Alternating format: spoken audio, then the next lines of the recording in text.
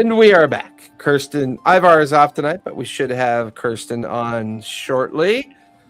A lot happened. Did everybody remember to level up? I believe we leveled up last session as well. Or 7, right? Should be, yeah, hopefully. Everyone's same level. You even got introduced to your bastions, which was kind of cool. And I think some of that still may need to be ironed out, but... Yeah, I think some of that still needs to be ironed out. And if I roll sub-double digits all game again, I'll be so mad. I'm lying. The session began in the dark vestibule of the Temple of Azalea Park, where the party stands ready to disrupt Vecna's horrifying ritual.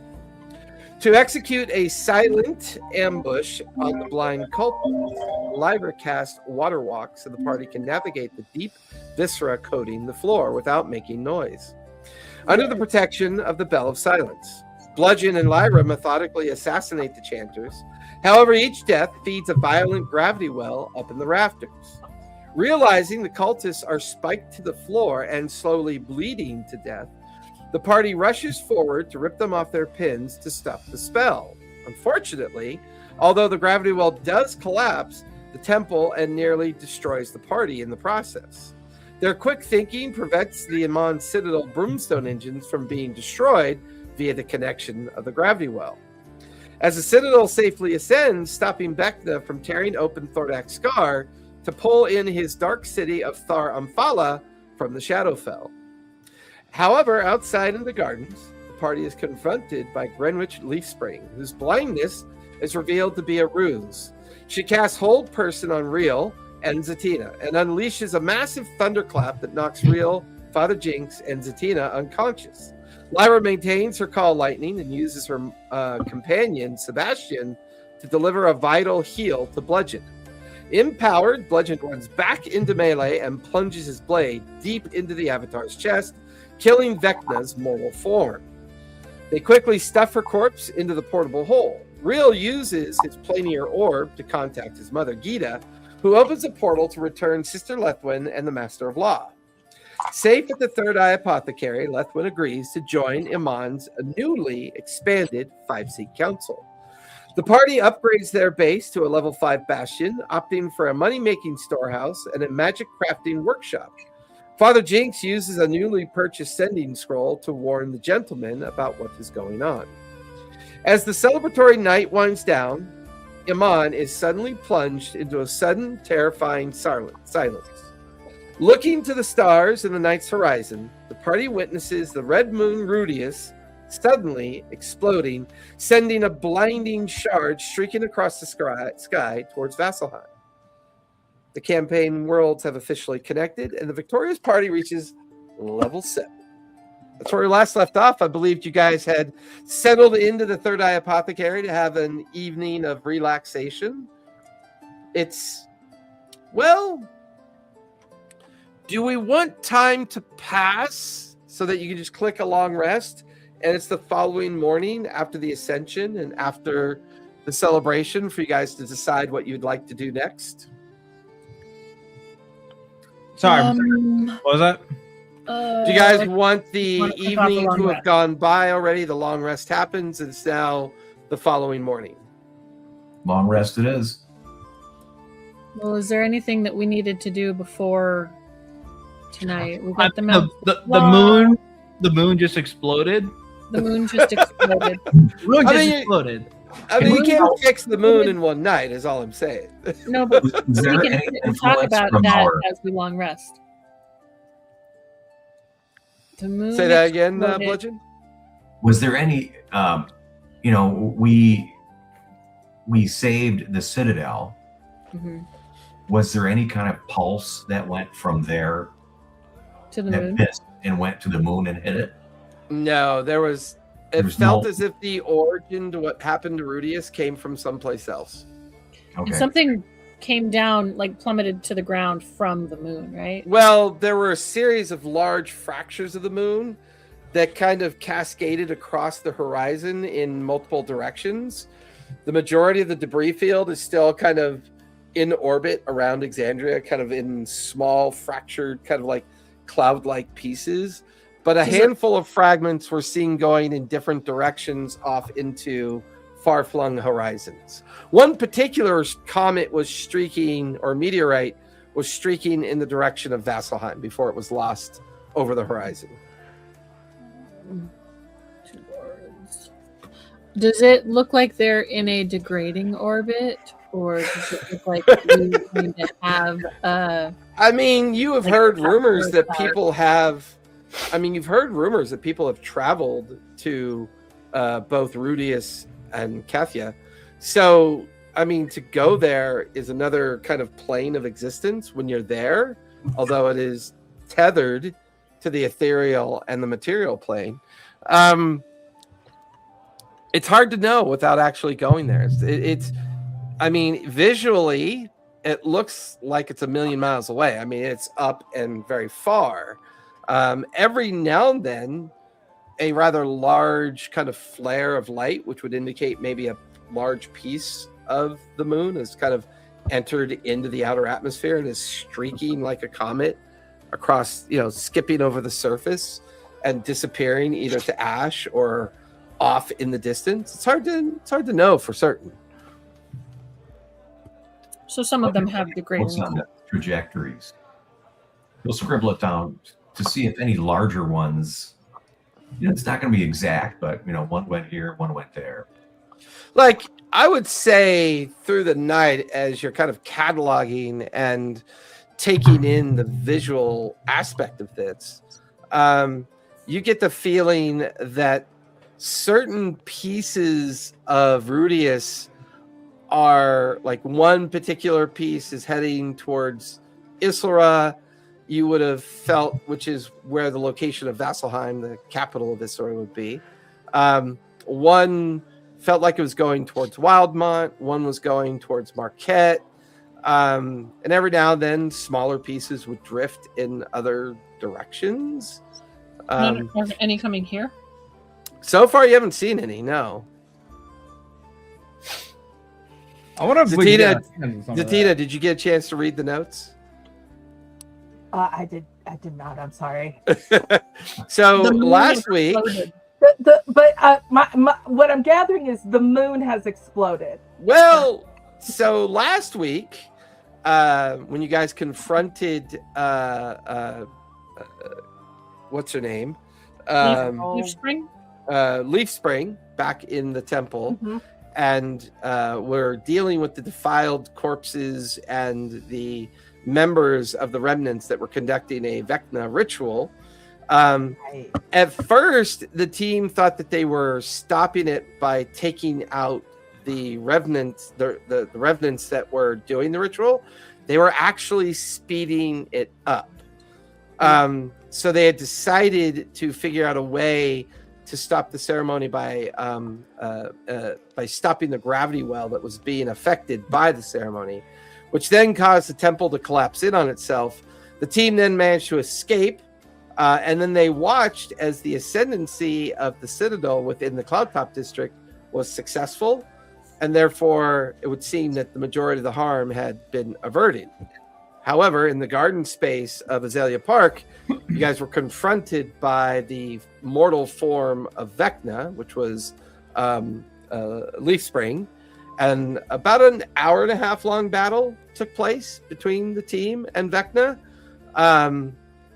There were a couple times that people were nervous, but everyone managed to barely pull through. And then, the celebration into the night with the Citadel rising above the Cloudtop district, the realization that Vecna was stopped, the team became a part of that celebration back at the Third Eye Apothecary. Late into the night of the celebration, though, the celebratories all went silent as they looked up into the horizon and watched as a streak of light came from somewhere from within Exandria, struck the red moon of Ruidus, fracturing the red moon into a debris field. We're now discussing where everyone thinks the larger pieces went, as you guys are still not long rested yet. By the way, you are level 7, so feel free to level up to level 7. You guys are currently in the Third Eye Apothecary. The crowd outside is returning to a semblance of normalcy. It's late at night, and the team is currently discussing what this means and where the different fragments that they've noticed may be going within Exandria itself. That should officially have you pretty much caught up until you can get more detail from the notes. Oh, and Zatina died, so you'll have to roll up a new character. Yeah, she totally died. Well, I was, gonna fall into this, gravity well, but I threw you into it instead, and that, it pushed me back just far enough so I didn't get sucked in. Damn you, Rio! Bye. My cat. I've already been fed. So we'll say Ivar is busy out in the night's air. Following up on, Father Jinx. Father Jinx is out in Amon doing what rogues, what clerics do best. I have his character. He said I could play him. Okay, that's fair enough. Is he in the apothecary at this point then? Did he come back, Oh, that's right. He had already come back from his conversation with the drunken kobold. Yeah. Okay. So you guys are all gathered in the Third Eye Apothecary late at night, discussing what this means and what may have happened. What would you guys like to do next? I just looked to everyone else. So what now? Well, we still have to deal with the bone demon, don't we? I mean, as far as I know, he's stuck in a little thing he ain't gonna get out of. Yeah, but I'm more okay than just leaving him there. I don't think we should leave him there. I'm sure you should have master law figure something out. We could check on him, make sure he's still there, and call it a day. Yeah. Or send a familiar there to do a flyby. Yeah. I'll yeah. I'm a whistle for Bird. Bird is like creepily on your chair right behind you. Ah, Yes, sir. What do you require? I didn't know you're right there. Yes. Can you go check on that damn bone devil that got caught up on top of the Hall of Judgment? Of course, sir. I would be more than happy to. Very well. Goes flying out the window. I don't trust that bird. Yeah, me neither. Don't know where he came from though, but hey, kind of useful, right? I don't have to get out of my chair, wrapped up in my nice bathrobe. I'm all comfy by the fire. But you're still trusting him. I mean, you're. Oh, right. I mean, has he done anything really? He hasn't really done anything terrible yet. I mean, No, he's and he's only really ever been helpful, if not snarky about it. He is kind of snarky. He's very snarky, but snarky does not equal untrustworthy. Okay. All right. I will give him the benefit of the doubt. He has not yet given me a reason to not trust him. But is that a reason to trust him? What if he's a god in disguise? That'd be fun. Oh, yeah. Well, he's not Vecna. We just killed him. Yeah, I know. So, Them? What if he's like a spy for what's his name in the hell? Asmodeus? Yeah, what if he's a spy for Asmodeus? We should probably. Well, I mean, you found him on another planet, and he was another plane. I kind of ran into him on the Fae, and he just kind of followed me here. So he's probably just Fae. That's fine. I don't know if that's any better. Them Fae fellas ain't very nice. He's probably someone that accidentally, crossed someone and got like true polymorphed into a crow or something. Oh, that's not a bad idea. That I can believe that actually. So we don't want to do anything with what's his face, the Bone Devil, but I really don't think we should leave him on this plane. I think he should be banished. Yeah, but if we banish him, Can't our friend from the church help us with that? Lethwin? Lethwin, yeah. You mean the destroyed church? The defunct church? Oh yeah, but you don't need a church to cast spells and stuff. I mean, do you? you don't know. I would need a long. I don't know. Rest, but I did just I now have 4th level spells, and one of them is banishment. Yeah, the party now has banishment. Now No, the not real banishment. question is, how do we get him out of that cell to actually banish him? Unless we just want to banish the whole building. You can do that, right? You could just banish the entire building, right? Just poof, gone. No. It has to be a creature. I got polymorph. If I draw legs on the building and little arms and a smiley face, does it make it a creature? I mean, that's basically a golem. That's basically a stone golem at that Can I point. polymorph you? I want to polymorph you. See? No. Oh, come on! I do not give consent. Come I am on! very comfortable in my bathrobe in front of this fire, I just and I do got not wish to become a polymorph. cat. You could be a cat in a bathrobe. No. Come on! Here's my question. What? If you polymorph me and I come back, do I come back naked or do the clothes polymorph with me? I think the clothes polymorph with you. So you can polymorph inanimate objects. Well, because you're wearing them, it's you as the object. So if I put the Hall of Judgment into a big shirt, can you polymorph it? Oh wait, no, it's still not. No, we would have to put the Hall of Judgment into an astral dreadnought's stomach and then polymorph it. This is how you know the trauma of surviving a near life-ending event has cartwheeled into this bizarre conversation about how to make an object into a person. Lethwin's just drinking meat. Gotta even out. I gotta even out this buzz. Okay, question. Gotta even out this buzz. Can you polymorph a squirrel into something else? I think so. Well, you Can don't you have to polymorph- polymorph the squirrel. You can just awaken the squirrel. Okay, no, question. Hold on. So you can polymorph a creature, let's say a squirrel.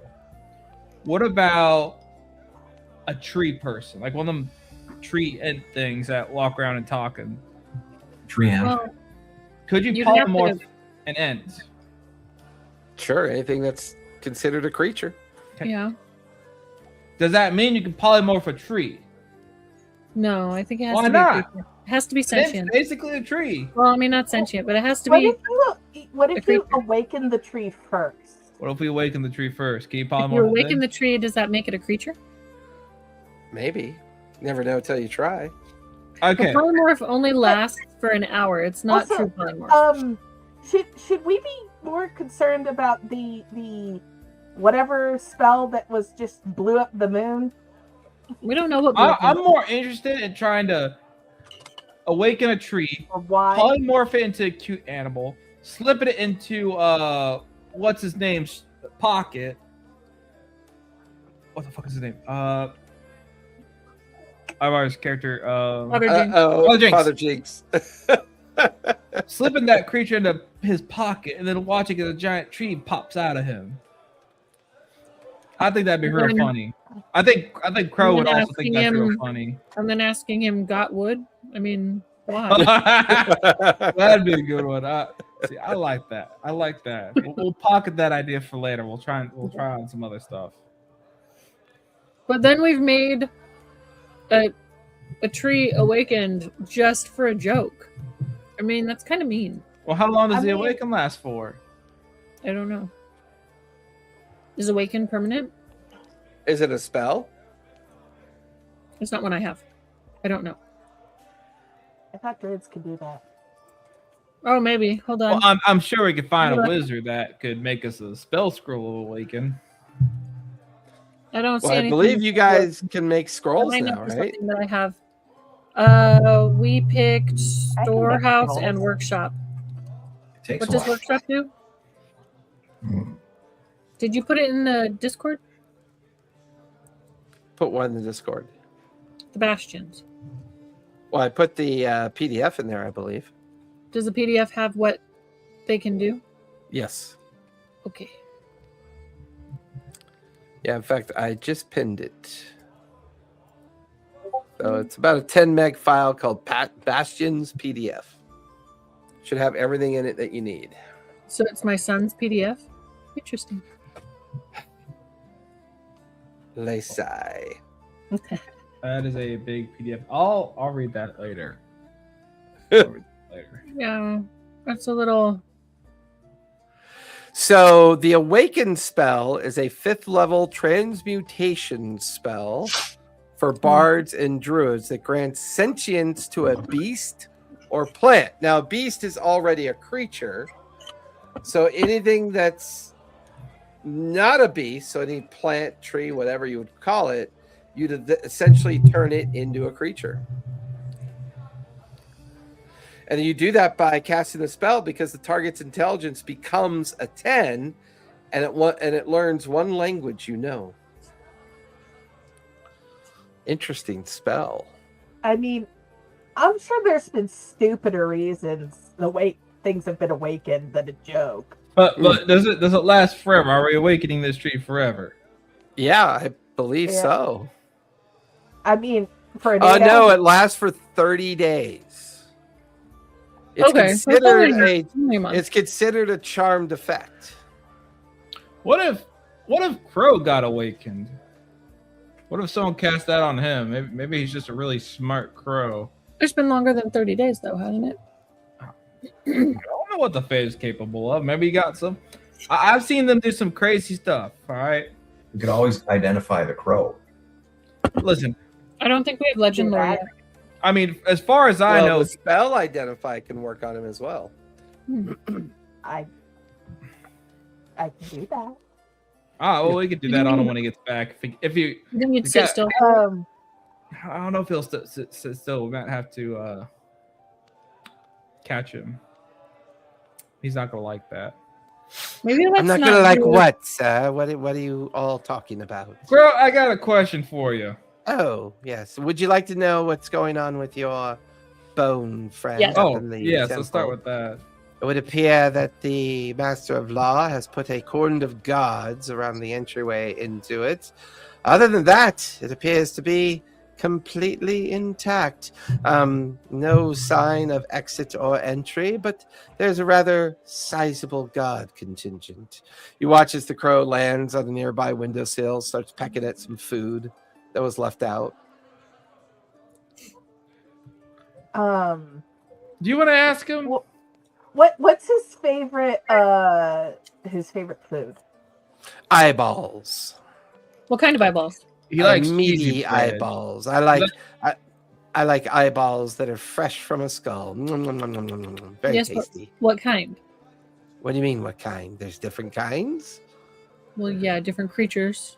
Eyeballs. Well, to be honest, all of you humans taste the same to me. How many humans have you eaten? Oh, I assure you, I only eat corpses, not living people. Rather difficult to keep you from squirming. Yeah. He's also very fond of them little cheesy pastry things. Yes, I do like cheesy breads. Very good, very good. How about some good berries? Oh, no, thank you. That makes my tummy rumble. I got a question for you, Crow. Now I'm Bird. Crow. Are we formal? Bird. I thought my name was Bird. Bird. Crow. I mean, you are a crow Bird person. or a raven. I don't know the difference. Well, Bird, why did you follow me here through the dang portal? it seemed like a good time. Well, you're not having a good time in the Fae? Well, the Fae is difficult these days. It's not exactly a safe place to be.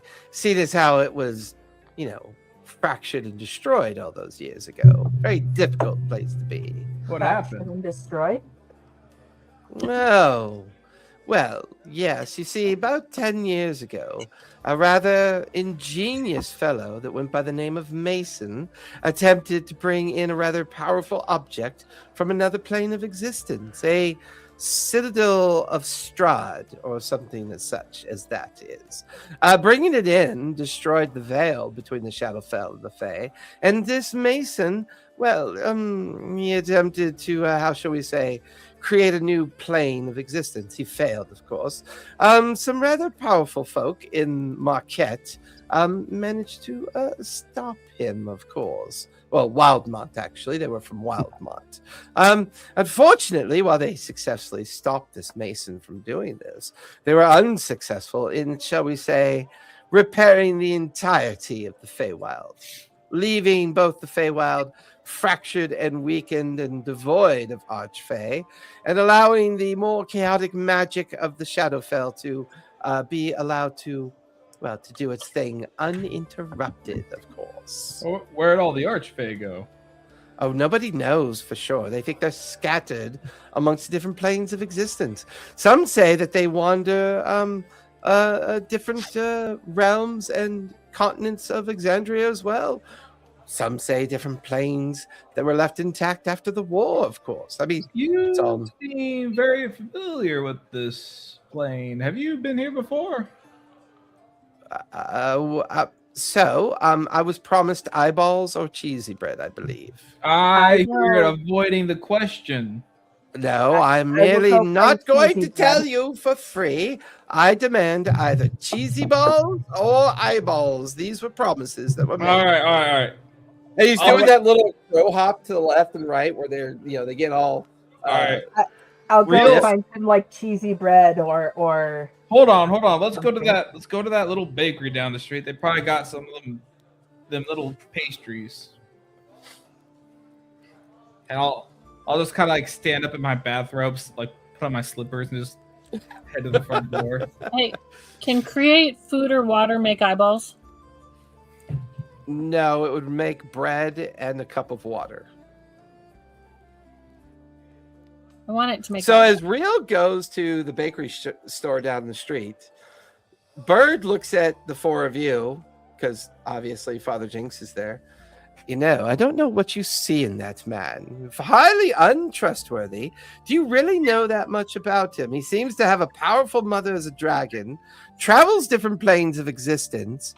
Hardly a person that merits so much trust that you seem to have given him.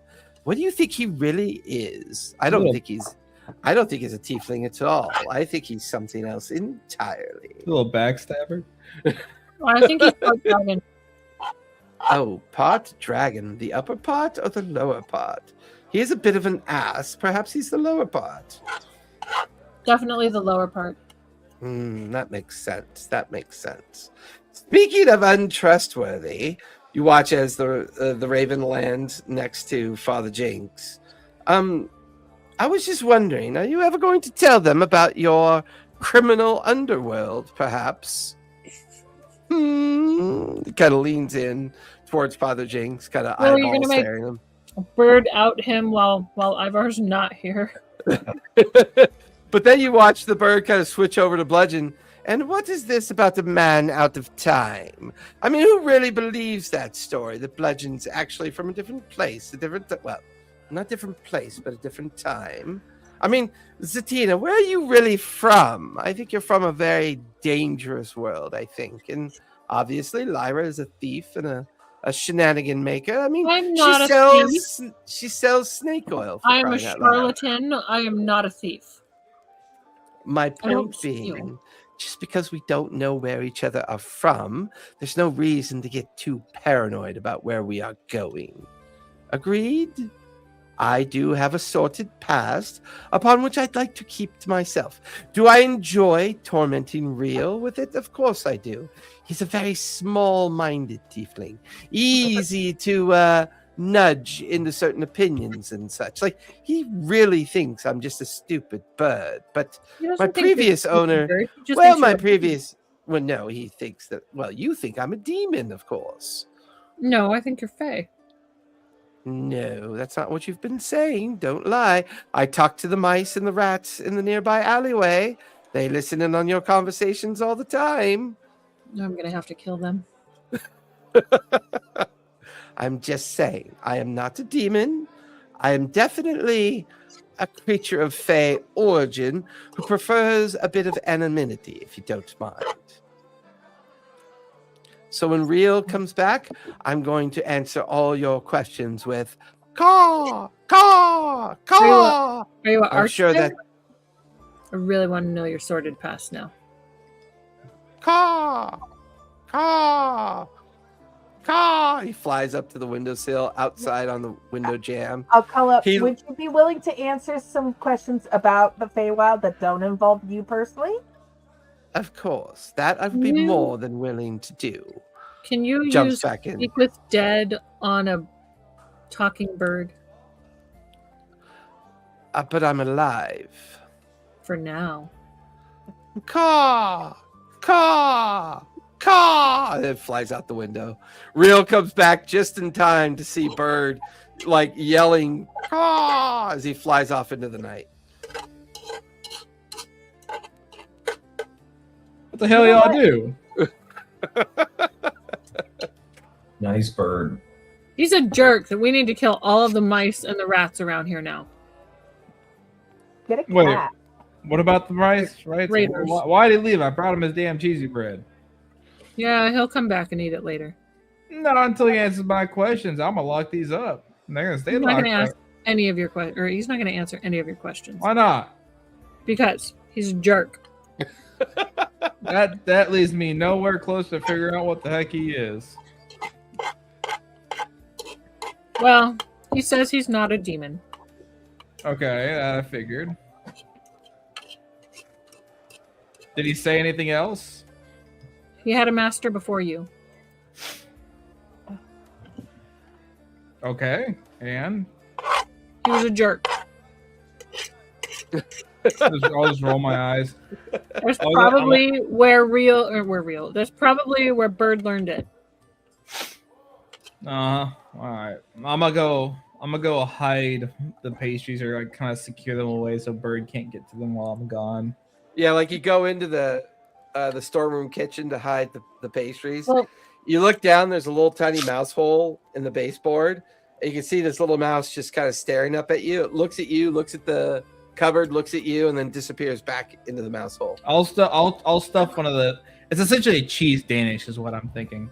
I'm gonna just like tear one in half and just stuff it in the hole and just kind of go on the hiding my plugging the stuff. hole with cheese Danish. Give it to the mouse. By plugging the hole with cheese Danish. Back out again. And then I don't necessarily want to hide them. I feel like he's gonna find them. I want to find a spot that he can't get them, which I don't know how I'm gonna do. Is there a lockable cabinet? The image of Real wandering the Third Eye Apothecary in his robe and slippers, pondering where to hide a cheese Danish. I feel like you guys are witnessing like the post-traumatic stress disorder of the situation. Like what happened to the moon? We killed Vecna. Now we're finding out that the Fae suffered some kind of tragedy 10 years ago. Like almost as if Real's brain like kind of came off its sprocket thingy. And it's just like freewheeling as he's trying to find a place Oh yeah. to hide a We're gonna cheese tell- Danish. We're gonna tell Real about the Fae fractured like 10 years ago. Well, that would explain quite a bit, actually. You know, I was thinking Fae would be full of fairies and magical whimsy, and it's a bit more just chaos. I think Bird might be an archfey. That makes more sense, to be honest. That makes a lot more sense. I'm I'm not sure why he's hiding as a bird or why he's following me, but Because you're Anyway. part dragon. The Perdathos was trapped inside Ruidus, right? Originally, yeah, before he was Originally. freed and then struck a bargain with Imogen. And Bird thinks that it's your bottom half that's part dragon. well, clearly, fuck him. I feel like Real's pouring hot sauce, like Rat the 10 million, Well, only scope. mammals can. That's true. Birds are not, because cassis Yeah, I don't care is about hot a sauce. allergy. Yeah, that's true. I'm gonna get like. I like how reality slipped into our fantasy. That was pretty cool. I'm going to get like a small baking pan, right? Put the danishes in the pan. I'm gonna get another pan, flip it over so it creates like a little thing, like the top half and bottom half of like two pans. You know how they go together? Mm-hmm. And I am going to put it on the counter and put something heavy on it. Multiple pots, maybe some glasses. I don't know. Oh, so that way a if kettle to of move water. them, they make a shit ton of noise. Pretty much. I'm just going for like maybe a kettle of water. I'm just trying to weigh it down so he can't just easily get to it. If he wants these, he's gonna have to either ask me or work real hard for, or just archphase magic and get to them. I'm gonna go into the kitchen and I'm gonna start pulling eyes out of our food.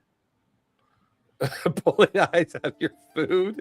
What food do you have hanging around that has eyes in it? Critters. Chicken, that we eat. Everything has eyes. Whole pigs. Right, but you guys go to the market and you get processed food. I mean, it's all We can nicely still have wrapped heads attached to chicken things. Doesn't Oh. necessarily have to be processed. I mean, I think you are pulling modern times into the fantasy game. no, and I you would could be say buying whole I- critters. And brew up potions and things. You're gonna have some kind of carcass around. well, that's fair. That's fair. I'll say, because you do brew up potions, you have some spare porcupine eyes and like pig eyes and Sheep chicken eyes. and- Yeah, like you've got some Yeah, of those lying around. Beef I was eyes. gonna say, like, what decent I mean, if we want, apothecary we have doesn't Vecna have, eyes. like an eye of newt jar. Yeah. Definitely an eye of newt jar. I mean, Lyra is practically a witch. We probably don't want to feed bird Vecna's eyes. But by the way, Oh, we just do a have reminder, Vecna's body is in the portable hole, just as a sort of reminder. What are we gonna do with that? There's Well, some- we probably want to see Oh, if Vecna's body is still in the portable hole, because I have a feeling that mimic chest was still in the portable hole. Yep. Did So let's open that up and check. did Vecna have? I was gonna ask. Did Vecna have anything like a journal or writing or anything on, or I guess what's the name? Springleaf Leaf spring. or whatever. Leafspring have like a journal or anything on them. No, I don't think you guys ever. We did not roll the body. Yeah, We rolled you it guys. into the portable hole. Yeah, So open up the portable hole, jump down in there. you jump down in, and whatever hoarding material you have down here is in here. Lying at an awkward angle is the body of the gardener, the halfling gardener. Once was Um, inhabited by Can Vecna. I search the body for any? Yeah, you watch as Zatina jumps down into the portable hole alongside you, Lyra. I will Zatina, help give me investigation with advantage as you and Lyra are picking through her pockets and looking for loose change. I got a natural 20 for 31. Holy crap! Wow. It's the absence of things that you find curious. Not a single magical item on her. No sense of journal or documentation or spell book. However, this form was casting, it was all innately magical. Whatever bit of magic Vecna had left was all used up in that battle. There's absolutely nothing of intrinsic value on her at all. If I cast detect magic, is her body magic? Her body is magical. And it would appear to you as the school of transmutation.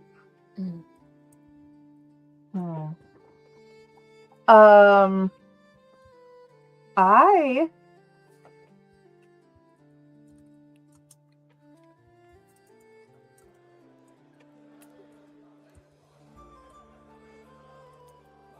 So don't want to try and dispelling it to see what happens, but if her body is transmutation magic, do you think that we could use her body for parts for spells or for, components and stuff?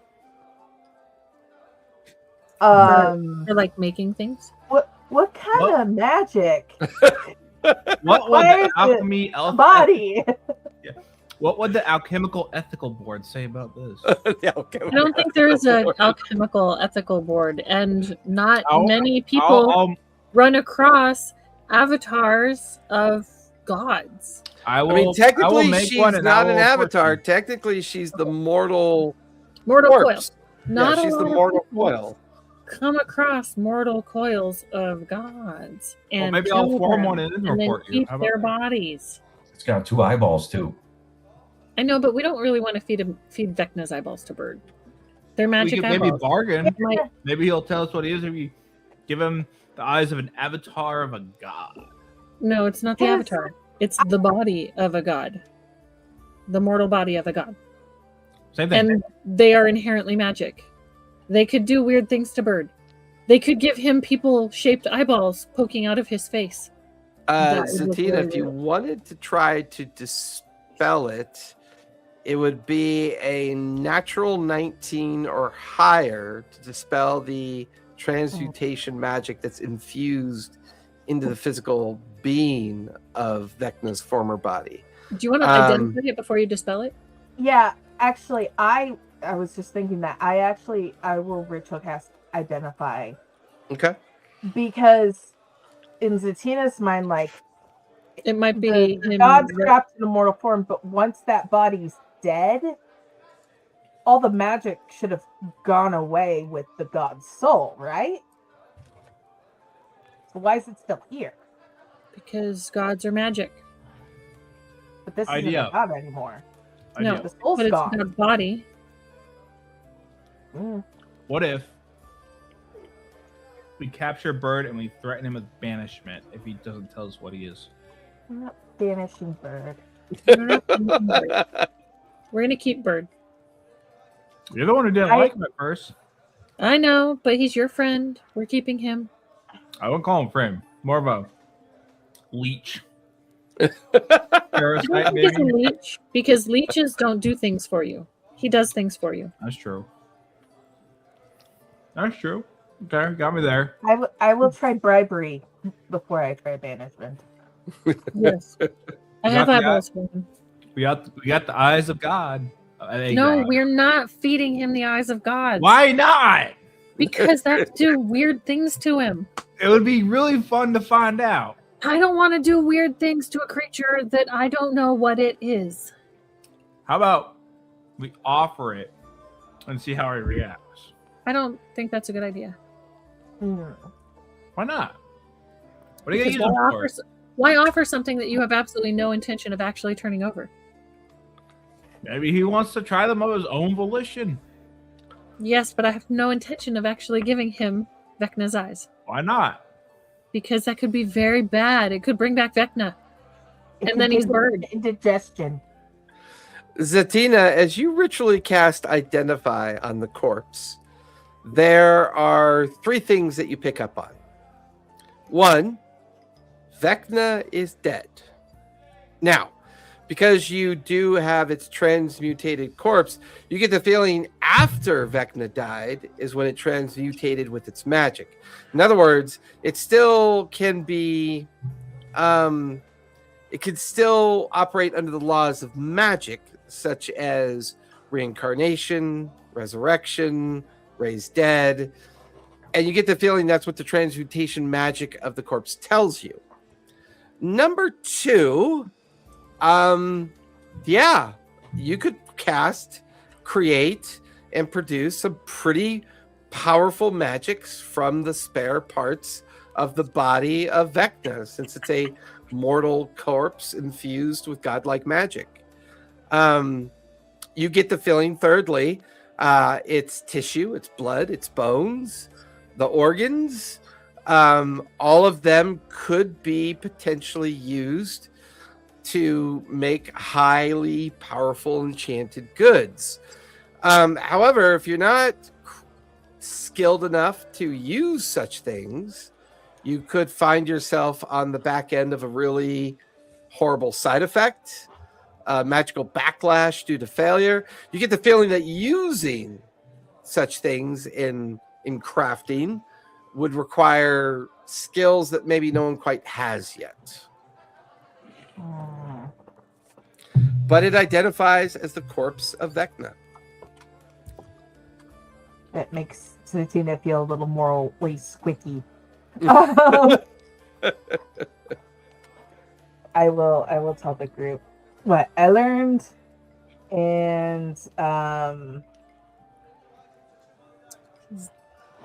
at least he's dead, and is not trying to like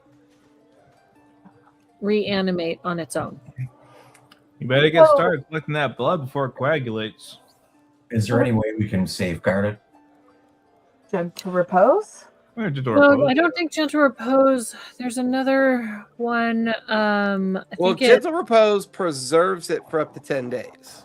Yes. And it can be cast again. I think there's a spell. I think it's a cleric spell that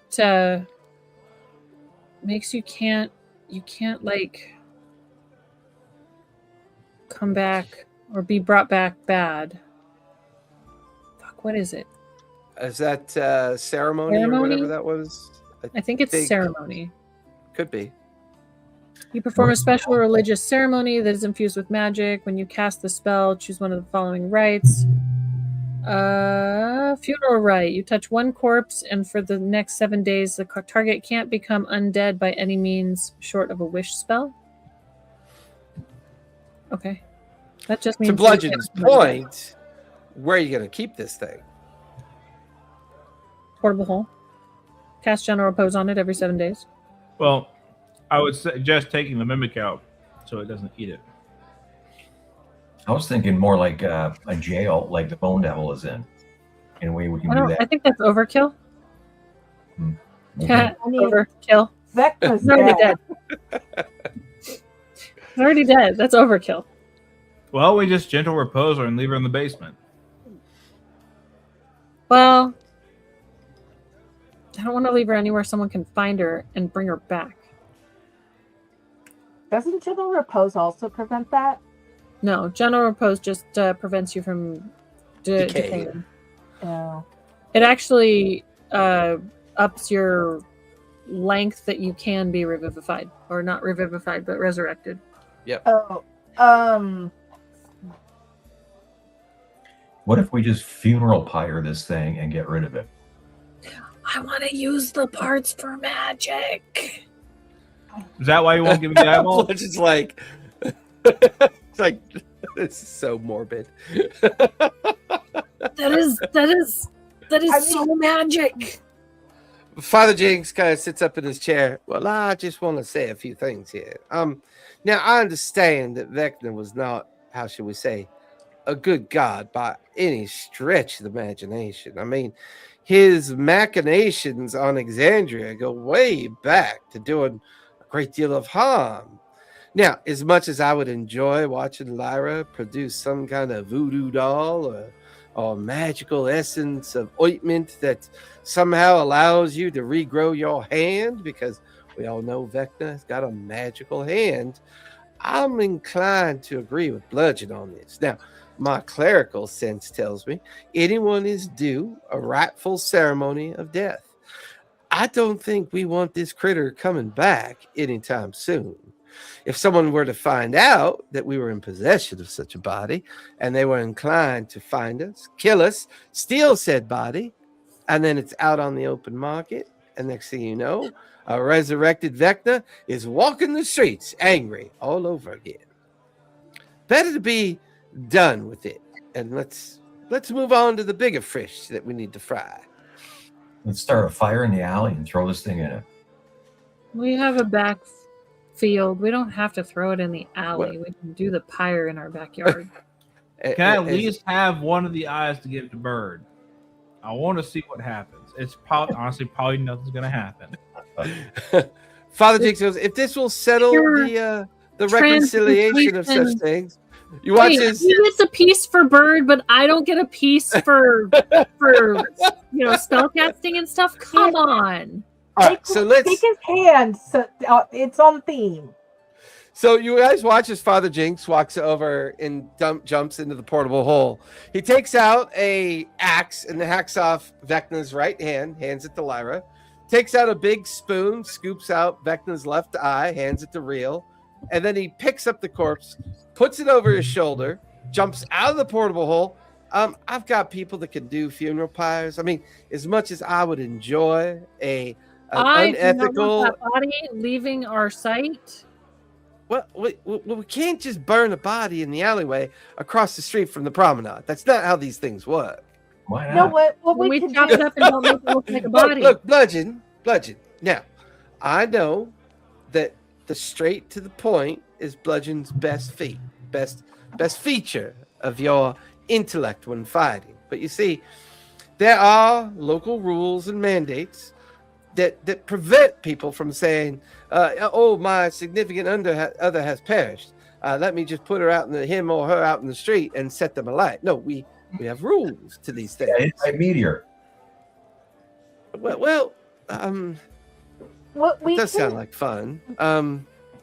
we can take the smuggling tunnels out of town so no one sees us walking around with a body, and have it, out in the woods somewhere.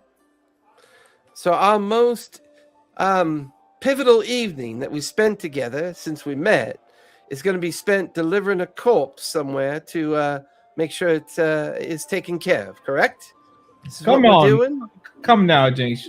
How do we know you're just not trying to get the body for yourself? I'm not a body snatcher, good sir. If I Are you choose sure? to steal Because bodies, you're snatching the body. I mean, like, for look- all we know, you're gonna take it to one of your little backstreet boys and sell it. well, there's no market for such a creature. I don't care what Zatina says. Seriously, there's no market for such a creature. Father There's Jinx a gives you market. that. I don't think I believe that. Hell, I could probably get at least 10 gold per bird if I could catch him. You watch as he tosses the body back into the portable hole. Fine, then you all figure out what to do with it. I'm going to bed. He just strolls past everybody, hits the stairs, and heads upstairs to his room. I say we just gentle repose it for now. Leave it in the hole. It's already gentle repose. All right, just leave it in the hole for a while. We'll figure out what to do with it later. Is the mimic chest dead? I thought you guys were keeping that in the basement. Okay. Did we leave it in the basement? Because I thought I you guys think said that we so, didn't leave it in the because- basement. Because that's where Zatina last saw it, was in the basement. Is it in the basement? Yeah. Well, Okay, no, if okay. it's not, then it is now. No, I thought I'd left it in the basement because we put what's their face that we Yeah, kidnapped the into yep. the. What was That's his name? right. Yeah. I remember that now. Yeah. I'm in the portable hole. I Okay. can't remember what their name was. We threatened to let the Yeah. mimic eat him, if I recall correctly. Yeah, but it wasn't in the portable hole. At the time. One thing I'm wondering is, why would someone want to blow up the moon? Well, we Like, don't know. Could have been a Well, side effect, like an unintended yeah, effect of. It might have been an accident. And now there's giant chunks of the moon that are going to rain down on Exandria. Which, Yeah, if I we don't can think get they'll have it. if we can get a hold of some of those meteorites, they make some really good weapons. You might be able to sell for a pretty penny to a blacksmith. Yeah, but I haven't seen any falling here. It's all been Vasselheim, Marquette, elsewhere. I haven't seen any coming this way. I've been Oh. looking. The night is still early, though. That's true. And all of that stuff is probably in a degrading orbit. Well, coming. if one lands in our living room, I guess we can have something. How about we just go get some drinks? So, I mean, we have drinks here. We don't have to go anywhere for drinks. The party is out there. Yeah, so there's a bunch of people that are drunk.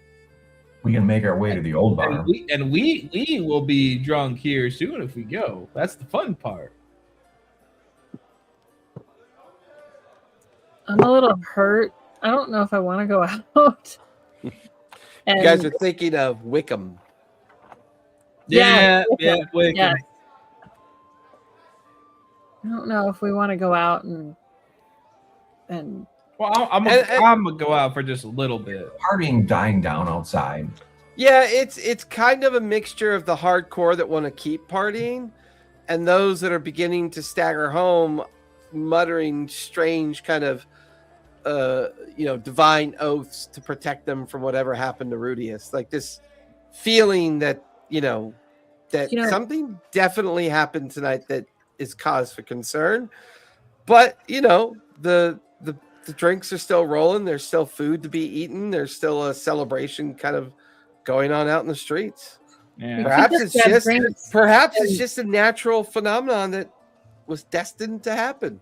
Whatever. I doubt Perhaps that. it is too- we could just grab drinks and sit on our porch and mock people as they stumble by. Well, we can also stare at this floating thing in the sky, the Citadel, right?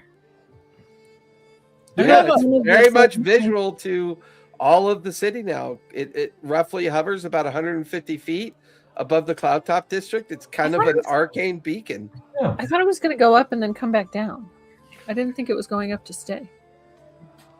It would seem that it's currently up to stay. Does the Third Eye Apothecary have a balcony? Mm-hmm. On the second floor, yeah. I'll grab a drink. I'm gonna go sit up on the balcony and just kind of watch the night go by. Let's all go sit up on the balcony and mock people while drinking. And throw bread at them as they walk by. No, we're eating the bread. Oh, all right. What? No, we're throwing the bread. Garlic. Tina's got a baguette about as tall as she is, just gnawing on it. We're eating it, I guess. I don't leave the portable hole down. I roll it up. Okay. Putting, those what's that French sandwich that's basically just buttered bread with a bunch of brie jammed into it? A caprese sandwich.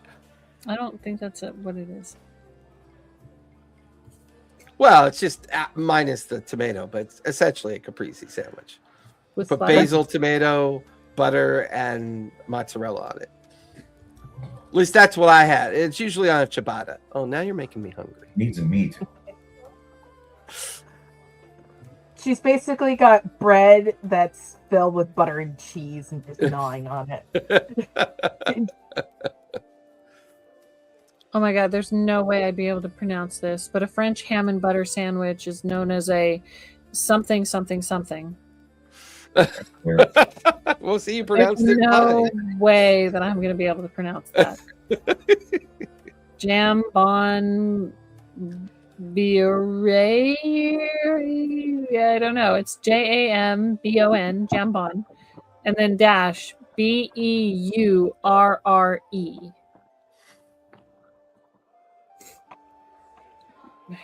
With that, you guys settle into a rather awkward long rest of pelting people with croutons and eating sandwiches and drinking into the night. You wake up the following morning, gathering downstairs for the morning meal before the shop opens up for business. You guys peek outside and notice that the Citadel is no longer aloft in the air, but you can see the tips of the towers have settled down once again back into the interior of the cloud top district. So what was the point again of getting it to go up into the sky? Wanted to leave it back on the ground? Does it, I mean, Proving that they could. does it go up once in a while or weekly or? As far as you guys know, it was the after effect of both the Chroma Conclave as well as some of the other historical wars that took place.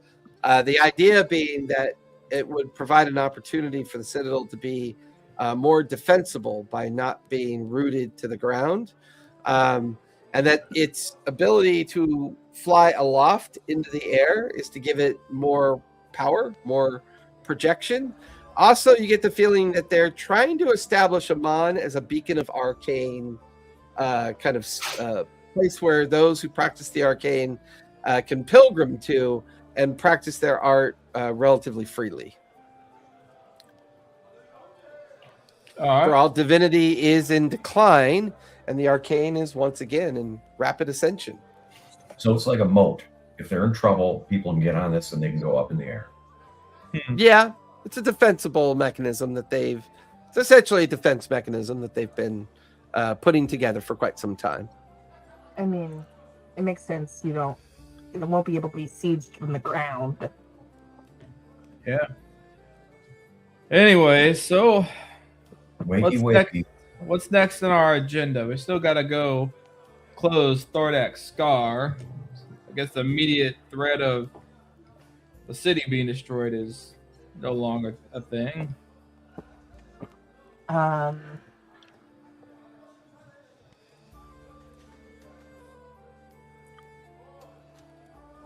do we close Thordak's scar? Well, I mean, we gotta go there and take a look at it first. I mean, y'all been there before. I haven't been there. And we wanted I to don't think I was there either.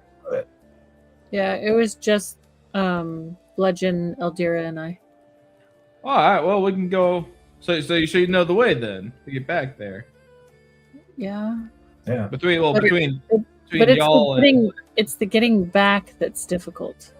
Well, I am pretty good at getting us to and from place, if I do say so myself. Yeah.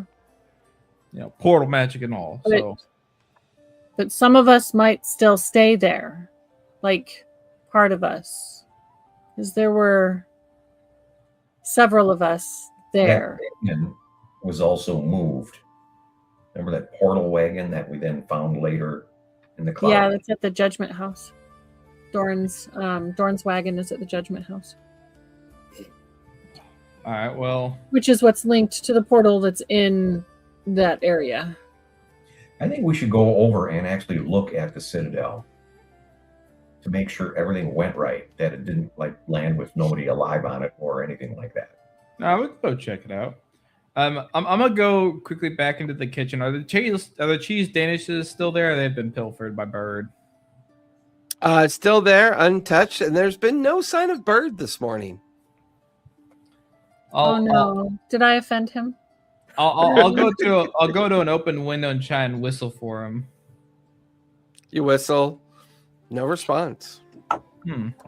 Bird person, come back! I have eyeballs for you. Hey, Lyra. Yeah. Can you cast into repose on an eyeball to keep it from decaying? Yeah. Could you do that for this? I hold out the eyeball that Father Jenks. I don't know. When you cast it earlier, does it stay with the eyeball, or do we need to cast it again? No, you should be for 7 days. Oh, okay. Like Zatina's just watching as Real's holding his eyeball. It's just like. All right. I'll just kind of wrap it up. She just and kind of puts her hand over her coffee cup. Oh, Zatina, I ain't gonna waste something like this in your dang coffee. You know what? One thing I could do is help me fix this. I do have locate creature now. I could try and locate her. If he's in 1,000 feet, I mean, he can't have gone too far.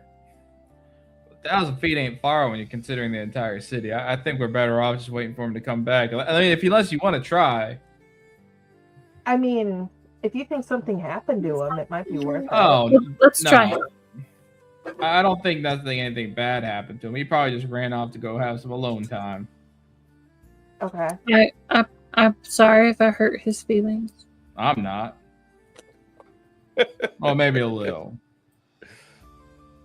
I was good. I got him those eyeballs to as an apology. Oh, he'll come back around at some point. Father Jinx comes downstairs. So what are we all doing today? What's on our agenda?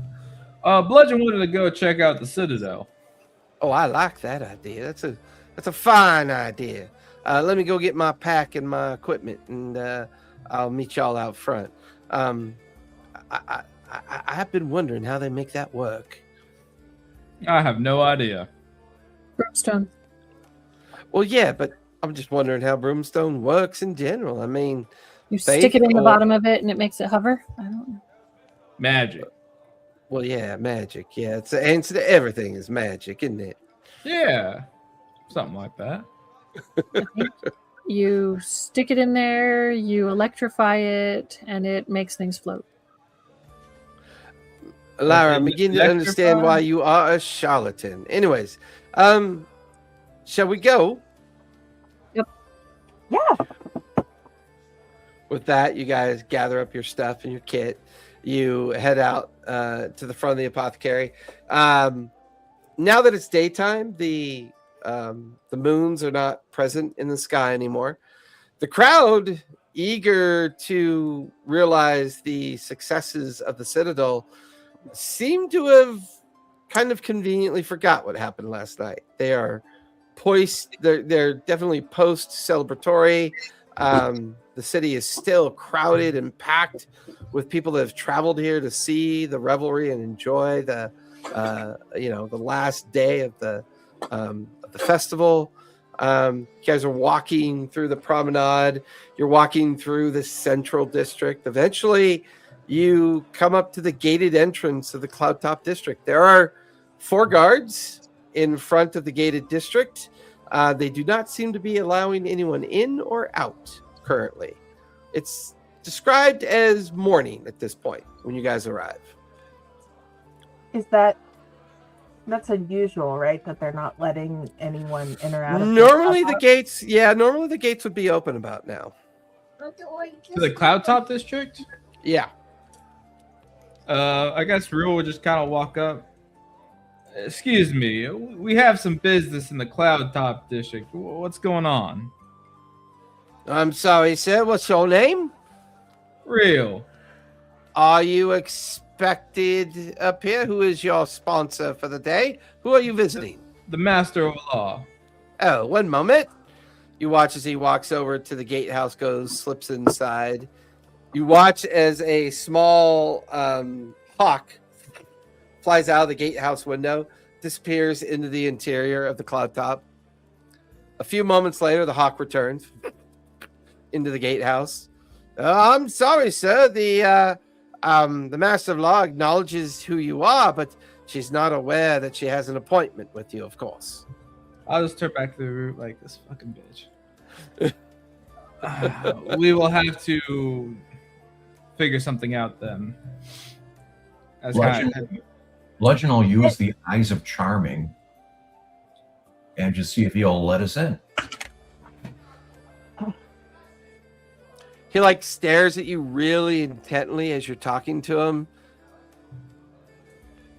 No, sir, I'm sorry. You got to have an appointment and someone here that's expecting your arrival. I mean, why is the... I rolled a district natural closed? 19 on a save.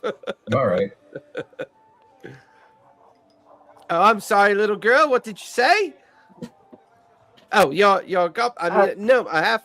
What's no, I'm sorry. Yes, no. I'm sorry. What were you saying, little one? Why is the district closed to general traffic? Oh, well, it's Usually only open. it's only temporary. They're doing some studies and investigations of the Citadel currently. Evidently, something didn't quite go right last night, and they're just making sure it's safe for everybody before they allow people access back into the Cloudtop. No. Nobody got hurt, right? Oh, not that I'm aware of, ma'am. No, not at all. You guys hear a voice yelling from the other side of the gate.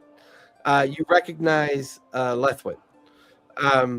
Lethwin immediately calls over the guard. The guard comes over. They exchange words. The guard then unlocks the gate and allows the 5 of you entry. Lethwin! Yay! My hero. Yes. Is anything Good to unusual see. about her? It's good to see all of you again. Sorry about that. the Master of Law, the General, and myself agreed with Davrix's permanent absence and the 2 empty seats yet to be filled. Better to keep things closed off for now. The Citadel's a bit of a cover story. We are actually working on a more familiar problem. Perhaps you would like to join us. Is it one that is above? Yes, above all our pay grades. Rather interesting magic, if you ask me. Please follow me. You guys watch as the familiar path that she takes to the gardens, to the Master of Law house, up through to the. This time, though, yeah, but this time there's a protected stairwell that's been kind of assembled quickly through scaffolding. It's heavily guarded, and you are led up onto the familiar roof that you guys once snuck up onto all those days ago. There's now a heavy cordon of guards that protect up here and keep the entrance area into the temple secure. Up here is General Rias, as well as the Master of Law. They have this big table set up with all these maps and parchments and things that they're studying. You also recognize a familiar captain, not Captain Miser, but the other one that you've met before. Troy? Was it Troy? Shoot.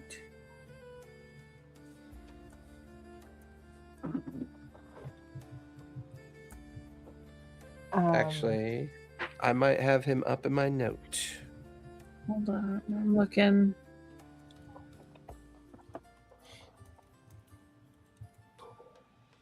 Because Miser was killed by Miser the Soul was Drinker. Is the Soul Drinker's in his body still? Yeah. Currently, correct. Inside the temple where he's being contained by that circle. Right. This is the one that is a bit more peacocky and Captain Troy Maru. Ha! I remember. He's the one- Also up here is Captain Aurelia, who works for the investigation unit of the Master of Law. There's another captain of the guard here, goes by the name of Captain Manzin. And then there's another captain here who manages stockade services. He goes by the name of Captain Belstra. It would appear that all the current captains of the remaining guard of the city all seem to be taking part in the discussion as to what to do about this creature inside this temple. They're in the midst of a conversation that seems to be arguing that it should be Whitestone's problem. Let them figure it out. Call for the engineers, call for Percy and his people to come and rectify the situation, is what their current argument is. Lethwin guides you all over to the table, and ladies and gentlemen, I have with me Master Reel, Master Lyra, Bludgeon, Zatina, and Father Jinx. They have all been intricately involved in dealing with the ongoings of both the council as well as some of the other activities of the city. Lethwin uses message on all of you, and she whispers into all of your minds, best not to mention what happened to my temple for now. As far as they're concerned, it's still there. I haven't brought it up yet. I'm not entirely sure that this creature is linked to what the problem was that you guys solved. So until we know more about this place, for now, on the down low, if you don't mind. And she's like talking with her eyes, she's like doing the, the facial expressions to kind of emphasize the importance to all of you. All the captains kind of, well met, yes, well met. And you're now part of the discussion as to what to do about this creature.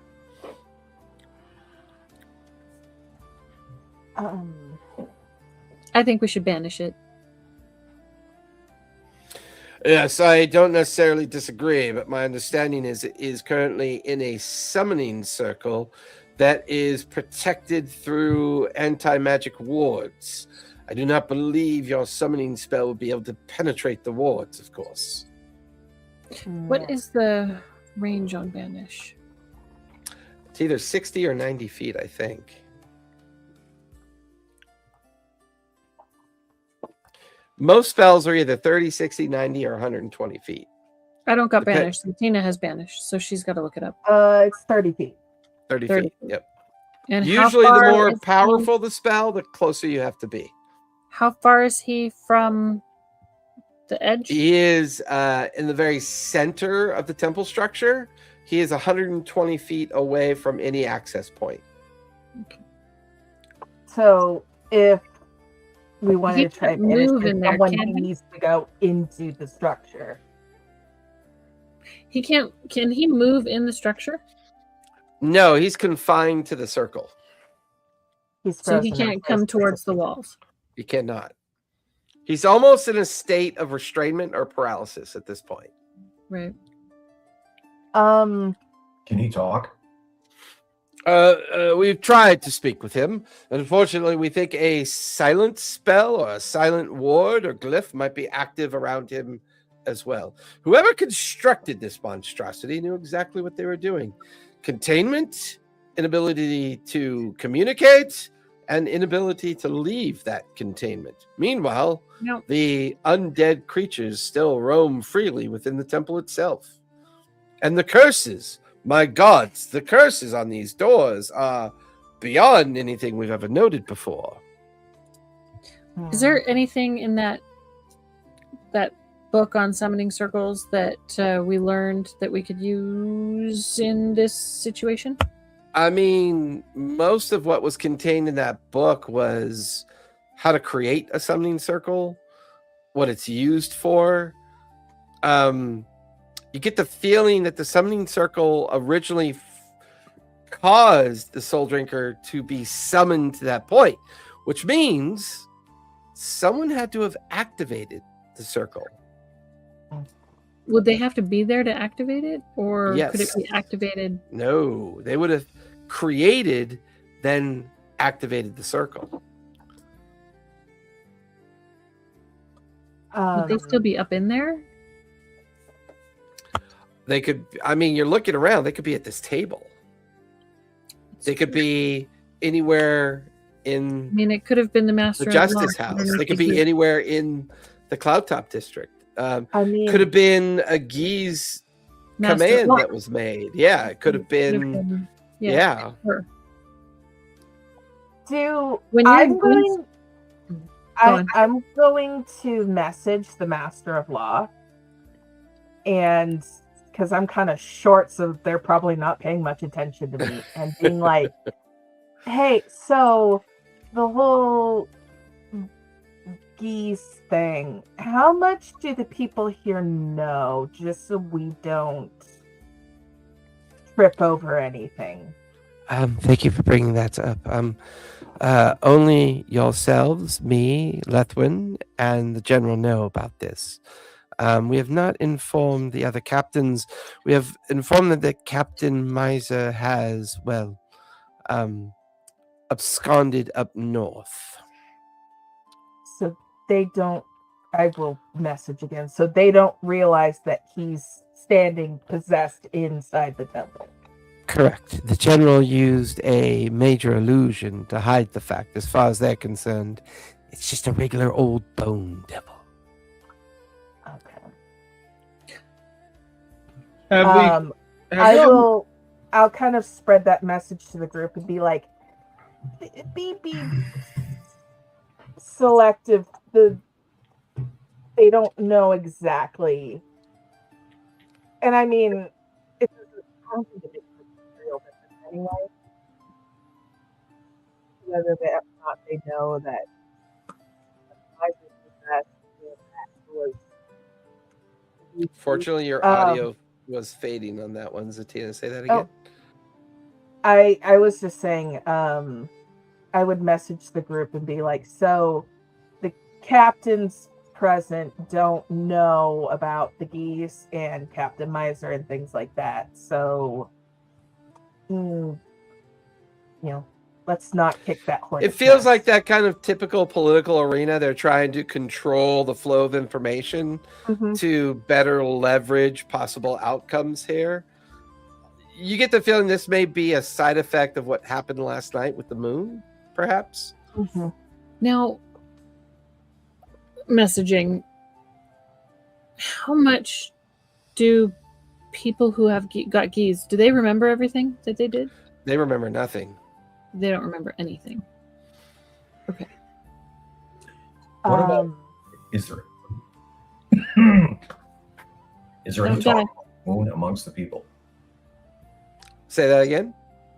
Is there any talk about the moon fracturing as we... I would say your walk through the city to get up here, you're overhearing some conversations about it, but people were okay with simply saying that it was like a natural event, maybe a catastrophe of a physical event.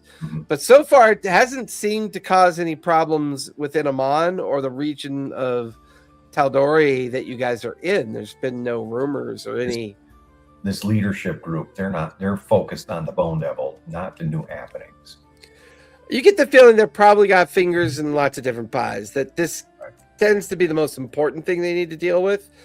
You get the vibe that they want to deal with the moon, but they're not entirely sure maybe how to do it.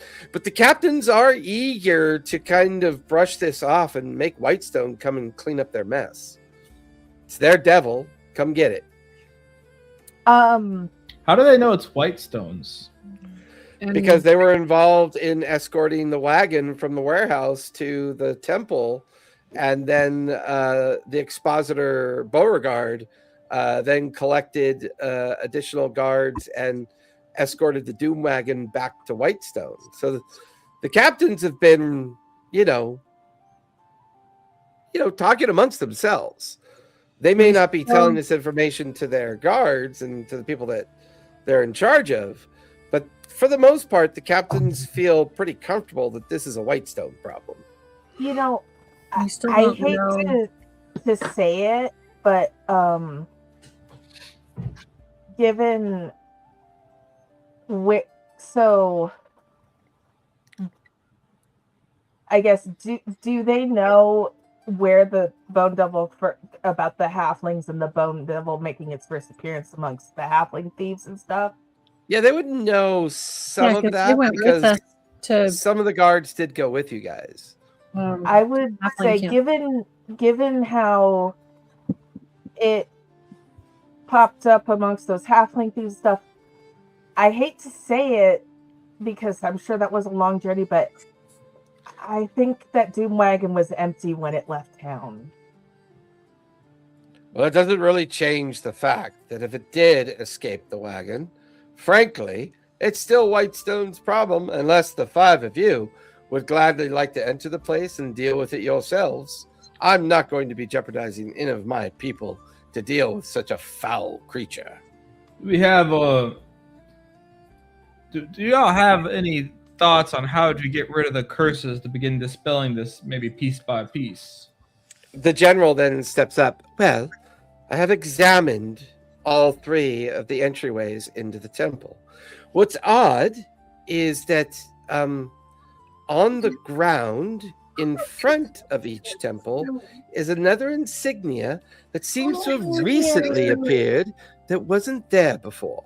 While the other insignias state that a curse will befall anyone who attempts to open the door, on the ground in front of the main door, we found a symbol of the life tree.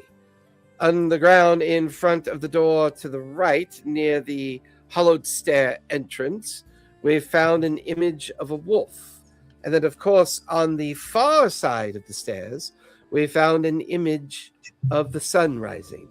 All three of which mean nothing to me. I don't know when they were put there, but something or somebody has put these insignias in front of each of the doorways. They were not there before the Ascension ceremony. Aren't these symbols three fates? Do you say that out loud? No.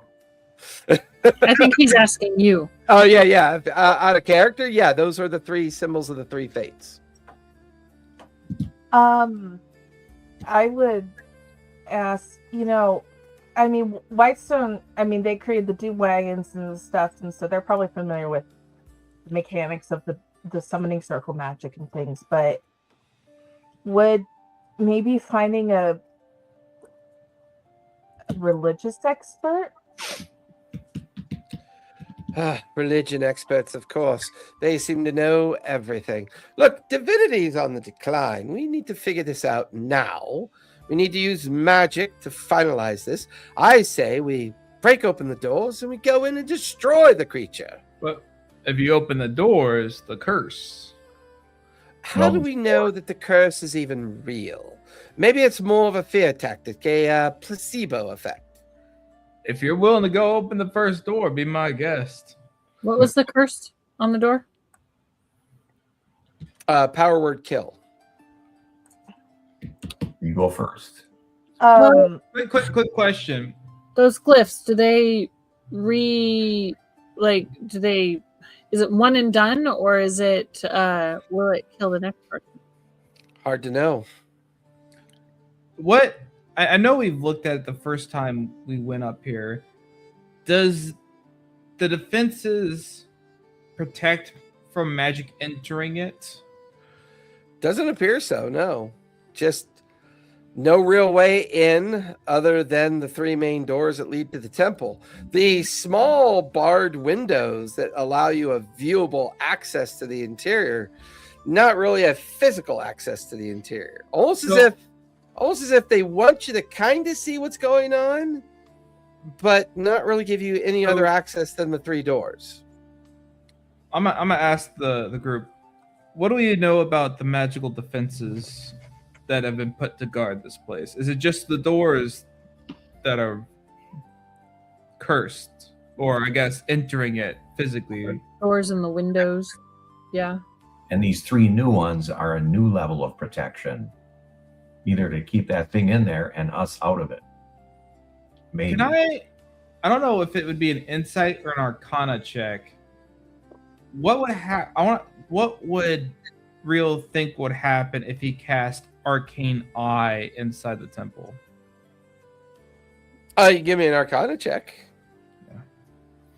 Can I re-examine, because we were kind of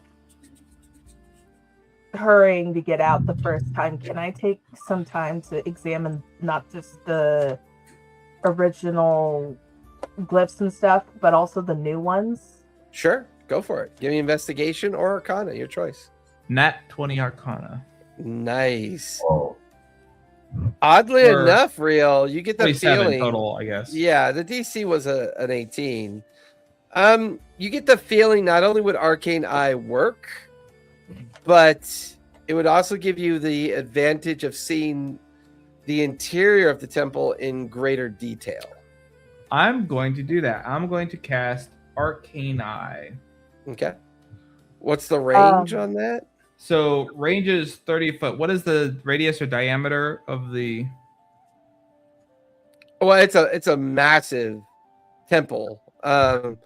It was originally a temple dedicated to the Dawnfather that was built up here a long time ago.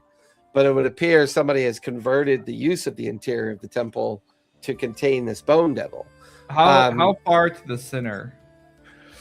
120 feet to the center. Okay, So it's 240 feet across. I am going to go to one of the doors. Okay. And Is it I am stone? going to... What's that? Sorry. Is it stone? What stone? The temple. Yes, it's made of stone and wood. I'm going to one of the doors. I'm going to try and find an opening. Actually, range is 30 foot. So can I just cast it?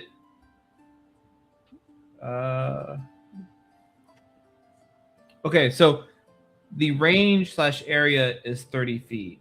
Mm-hmm. But technically, I can move it up to 30.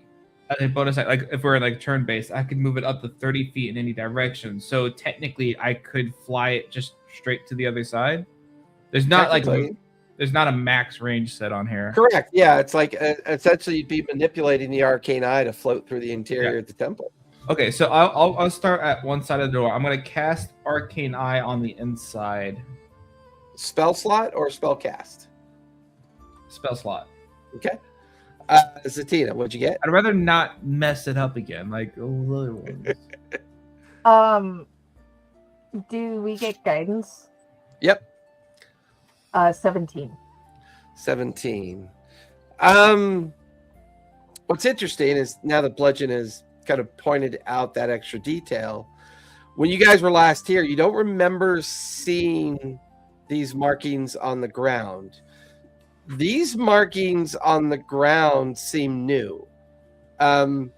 Like Bludgeon stated, they're almost protective glyphs. Like somebody is using these new markings on the ground to exhibit maybe a warning or a sense of caution that whatever this creature is inside this temple might be linked to Bludgeon's past.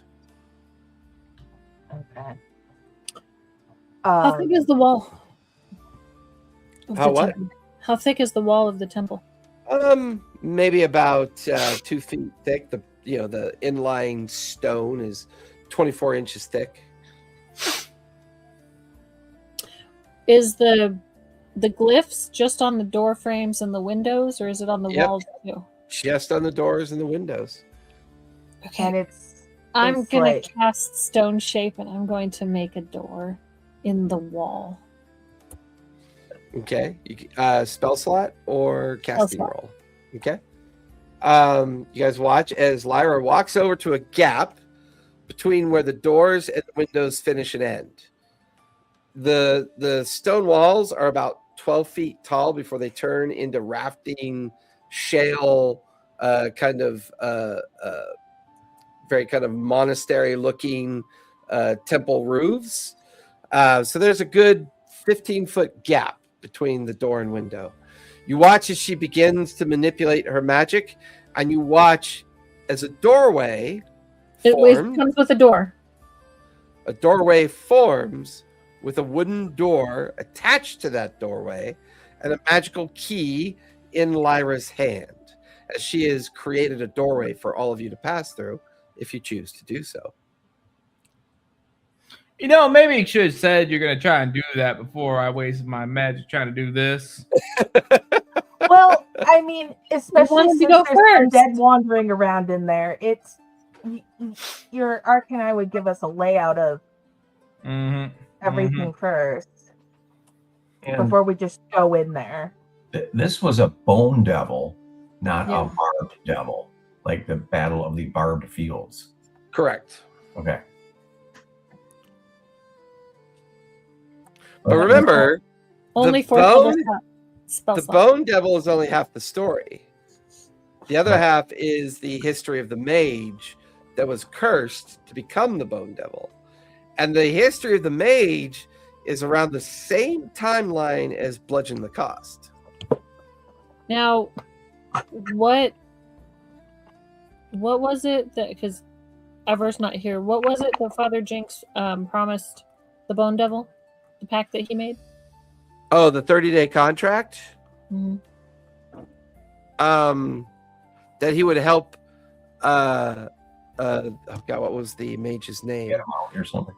Yeah, that he would help.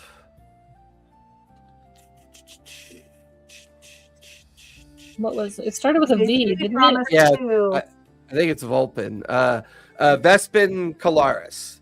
So he had agreed that he would figure out a way to help Vespin Calaris out of his curse, out of his curse that the betrayer gods had caused. And he did this because he understands that the gods have gone, they fled. So by doing this pact, he was trying to ingratiate himself with the mage that is contained within the Bone Devil's curse. Father Jinx was trying to manipulate the situation, but that 30-day contract kind of went by the wayside after what had happened recently with the Bone Devil and therefore the mage, Vespin Calaris, now trapped inside that summoning circle for all intents and purposes indefinitely or until it's freed. He can't really invoke the 30-day pact. Hmm. And if we banish him, how easy is it for them to get back? As long as you hold your concentration for up to a minute, they can't come back because they would go back to their origin that they came from. So if this bone devil is truly from another level of hell, it would be trapped there. It couldn't come back. However, if it's from the material plane, it would reappear after a minute. Well, if it was from the material plane, wouldn't it not disappear if it was banished? No, you banish it. No matter what, Okay. banishment sends everybody out to the astral sea to speak and play with Schrodinger's cats out in the middle of nowhere. Okay. If you don't belong there in the astral sea or other planes of existence, you return to where the spell originated from. If you originated from another plane of existence, you then return to your original plane of existence. Okay. You know what that just? Oh, I'm sorry. I know this is completely off topic. You know what that reminds me of? When Givers thought he was so clever at banishing that dragon in the Fae, and it literally just reappeared. Because I was still a new player and I had no idea how banishment worked. I thought I just, yay, it's gone, and oh no, it's back. So we can assume that this bone devil is the Vespin, the wizard, right? Yep. Which would mean that he's from this plane. From this. Well, it would mean that Vespin is from this plane. However, he was cursed into bone devil form, and the bone devil is from one of the 9 layers of hell. You're not sure which one, but it's from one of them because one of the betrayer gods cursed him. So Would it help Asmodeus if the bone devil was back with him, or would it hinder Asmodeus if the Hard to bone know. devil was with him? Go ahead, Bludgeon. what did the bone devil do exactly? And Vespin. Vespin was the one that betrayed the Age of Arcanum. He was the one that released a betrayer god upon the material plane. He betrayed Exandria by doing this because he was promised power that never materialized. Unfortunately, when he betrayed Exandria, it ended the period known as the Age of Arcanum, and the last great flying cities that kind of were the hallmark of the arcane, kind of fell to the different areas of Exandria. There was a great calamity that overwhelmed all of Exandria for a long period of time.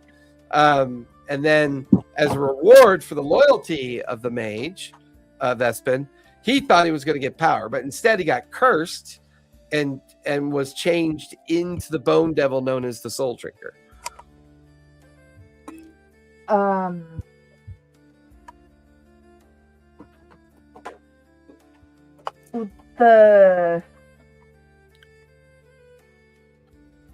Sam, that giant cup just makes me crack. It's like a giant billboard. All those stickers. Do all of So it's related to Bludgeon because at that time was the Battle of the Barbed Fields. You were participating in a battle during a war called the Calamity. Yeah. That was brought on by the betrayal of the wizard known as Vespin Caloris, who set a betrayer god free upon the world. Got it. So your timelines match within a degree of a few years. Got it. on the door Lyra created, she is looking like no glyphs or anything appear on it, right? No, it looks like it looks like a magical door, but there's no sign that it's affected by anything. And you recognize the spells. You've seen this spell before. Mm-hmm. Does Real see anything inside that we need to be aware of? Real, are you still activating the arcane eye inside the temple? Okay. As your eye becomes active, the different undead specters and creatures are still wandering around the empty space of the temple, still wearing their kind of decayed uniforms and decayed memorabilia of what their former lives used to be. Still dragging swords or carrying spears as they wander aimlessly around the remnant of the trapped circle of the soul drinker. Give me investigation as you begin to focus in on areas of the interior of the temple. Guidance. And one thing I definitely want to do is look around the inside of the walls and doors and see if there's any more like unseen hidden wards. Yeah. You know, traps or something. Nope. Makes sense. Investigation. Dirty 20. Dirty 20. There's a couple things you pick up on. Whoever did this would have to have a way in or out. You get the feeling that the curses were placed on the doors first before this infernal setup was made. That's when you begin to notice faint summoning circles that you couldn't see outside before. Inside the temple, it would appear whoever did this summoned these undead specters here as well. These ghoulish creatures that are wandering around. They finalized by creating the final circle that stole the soul drinker from wherever he was to this point. This is when you begin to piece together the puzzle. There must be a secret entranceway in and out of the temple.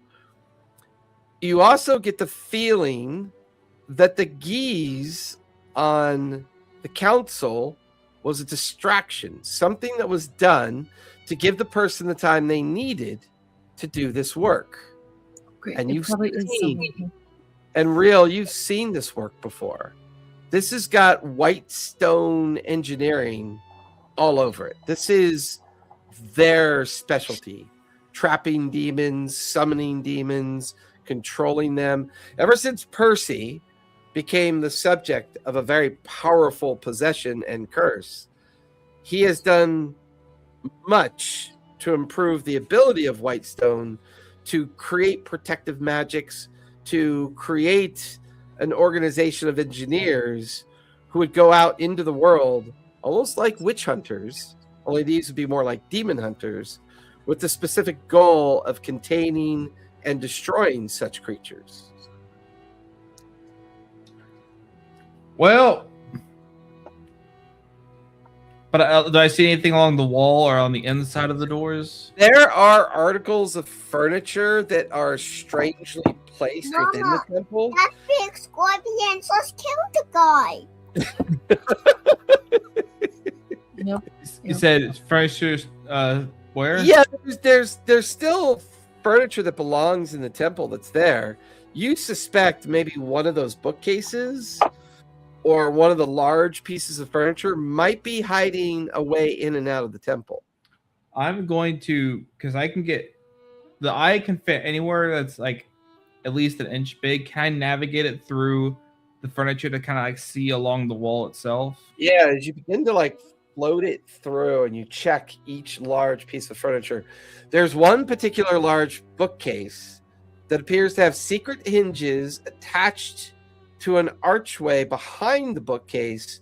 It would appear that that center bookcase is designed to open up. And you can get it from the outside, like over. If I were to like go investigate that area, it's where I would find the door would be like along the wall. Yeah, so like as you try to coordinate where that doorway or that hidden bookcase might lead, it appears that it goes through the wall of the temple and then disappears into a secret hallway and eventually into a secret stairwell that descends into the Hall of Judgment. Can I keep following it down? You keep controlling it, following it, and force the eye to go deeper and deeper. How long does the spell last for? 1 hour. 1 hour. You finally follow the secret hallway, the secret stairwell, deeper into the Hall of Justice, into a secret chamber that seems to have another secret doorway that leads out from behind a painting. Oh. I can only fit through spaces that are at least an inch. Yeah. And there's cracks and crevices that allow you to do this. You manage to trace the arcane eye all the way out into the hallway of the Judgment House. That hallway, you remember where you guys walked down? And there were all those creepy paintings of all the different lawmasters and council folk from the past, an old lawmaster from many generations ago is a hidden painting that if you pull it aside, it leads into the room that you find, into the hallway and stairs, and up into the secret entranceway into the temple. So you've found the way in that the person used. I guess I'll dismiss the spell. Well, I have good news and I have bad news. Which would you like to hear first? Good news, sir. We're all about good news. The good news is I found a secret passageway that leads back down into the Judgment House. That is how whoever made this has been entering and exiting the inside of the temple. The bad news, what I could see in there, this thing has white stone written all over it. You see, that proves my point. We should call Whitestone, get the engineers out here, and have them deal with this. I don't think you understood what I'm saying. What do you mean? They are the ones who built this, who captured this guy, or at least had some hand in putting him here, summoning all these damn undead, and you're just gonna let them come in here and take their prize away, cover up their misdeeds? Well, you seem to think that they built this place. Then they are responsible for constructing all of the devices and curses. I mean, they're supposed to be our allies. Why would they do such a thing? Well, if they may not have been the ones to put the curses on the outside, but whoever did has Whitestone in their pocket, I think. Really? I'd be a little more careful about just inviting them over and being so friendly with them. Why? I don't know. It could be that one of their experts on these summoning circles is not entirely in control of themselves. That's possible too. Devils, who knows? Devils and those of their ilk are known to play with people's minds. Lethwin kind of stands there and takes all this in. Is it possible that this creature is bait? You think he's been Whitestone? No. Is it possible that Whitestone has an alternative motive here? They know about Thordak's scar, so there's an interest in the Cloudtop district. They are always, how shall we say, doing things the way the Cobalt Soul does. They do things with the intent of absolutely, positively thinking what they're doing is for the greater good, no matter how much damage it causes. Is it possible that somebody in Whitestone knows about Asmodeus? Is it possible that this has all been set up as a trap to attract whoever has this connection with Asmodeus, perhaps? I mean, either way, the Bone Devil clearly had no intent on ending up here. I mean, after all, the Soul Drinker is the vessel for Vespin Caloris. That's why the Doom Wagon was supposed to be taken back to Whitestone. A powerful ally this person would be if they were brought safely from their curse. And I don't know, it seems strange. Why would they not tell us about what they've done here? I'm going to pause this and you're going to go pause. I mean, someone... Sebastian got his haircut, by the way. I'm not going to go with you, but you can go potty. And tomorrow is his first day of school. Oh my god, I'm dying. Ooh, school starting. Yep. Tomorrow's his first day. AKA free childcare. Well, if you want to call it stress and torment free, feel free. True. I would say, well, I mean, someone smuggled the Doom Wagon, had paid Padley to smuggle the Doom Wagon in here. Someone planned for the Soul Drinker to be here at this time. Yes. But there's something about this that just seems far too convenient for Whitestone to simply ignore our protocols, ignore our laws, and to take advantage of this old temple for this purpose.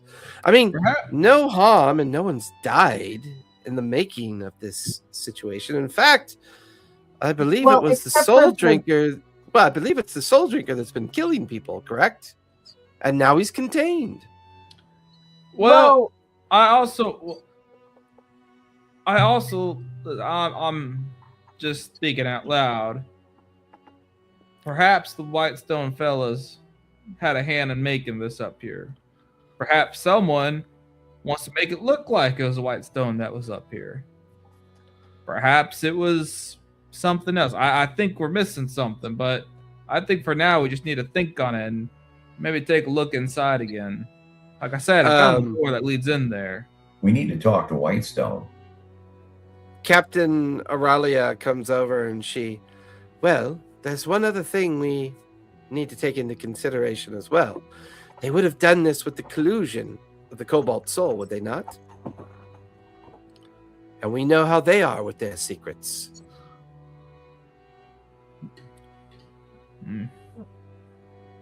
Maybe the Cobalt Soul had something to do with it then. Well, I see you made a door here, Lara. I don't see why it wouldn't be safe, but... So do we want to try and be friends? Before we open Drinker? this... Hell no! No, you can't... Well, you guys were talking about it would be a powerful ally. No, they were talking about it being a powerful ally. Yeah, the captains were... Or Lethwin was saying that whoever removed Vespin from the curse may think they would have a powerful ally. Whether or not that would be true or not would be an unfortunate reality check that person would have. The risk is somebody might try to do that. But before we open up a door, attempt to enter, aren't there a bunch of undead zombies wandering around inside the temple? Sure are. How many would I say I saw in there? You saw exactly 48 of them. It's just very strange exact. 48. I can actually tell you that there are exactly 48 zombies in there. What's special about the number 48? No idea. There's 48 of them. Do I still have the book, the Summoning Circle book and stuff, right? Yep. Is there anything in there about pull it 48? out and go back through it and see if the number 48 jumps out at me?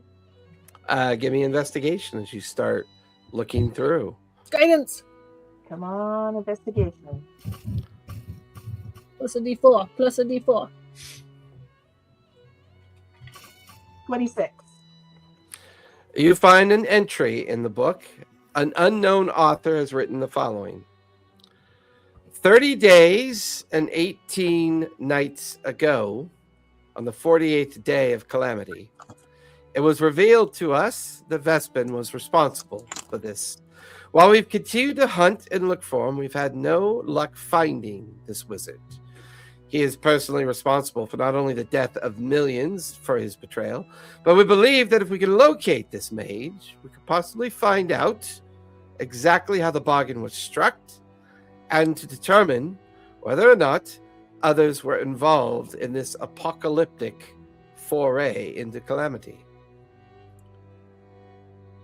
Excerpt, snipped, kind of handwritten, author unknown, almost like somebody took a witness's statement or something and entered it into the journal. I would read So it said 48 days? 30 days.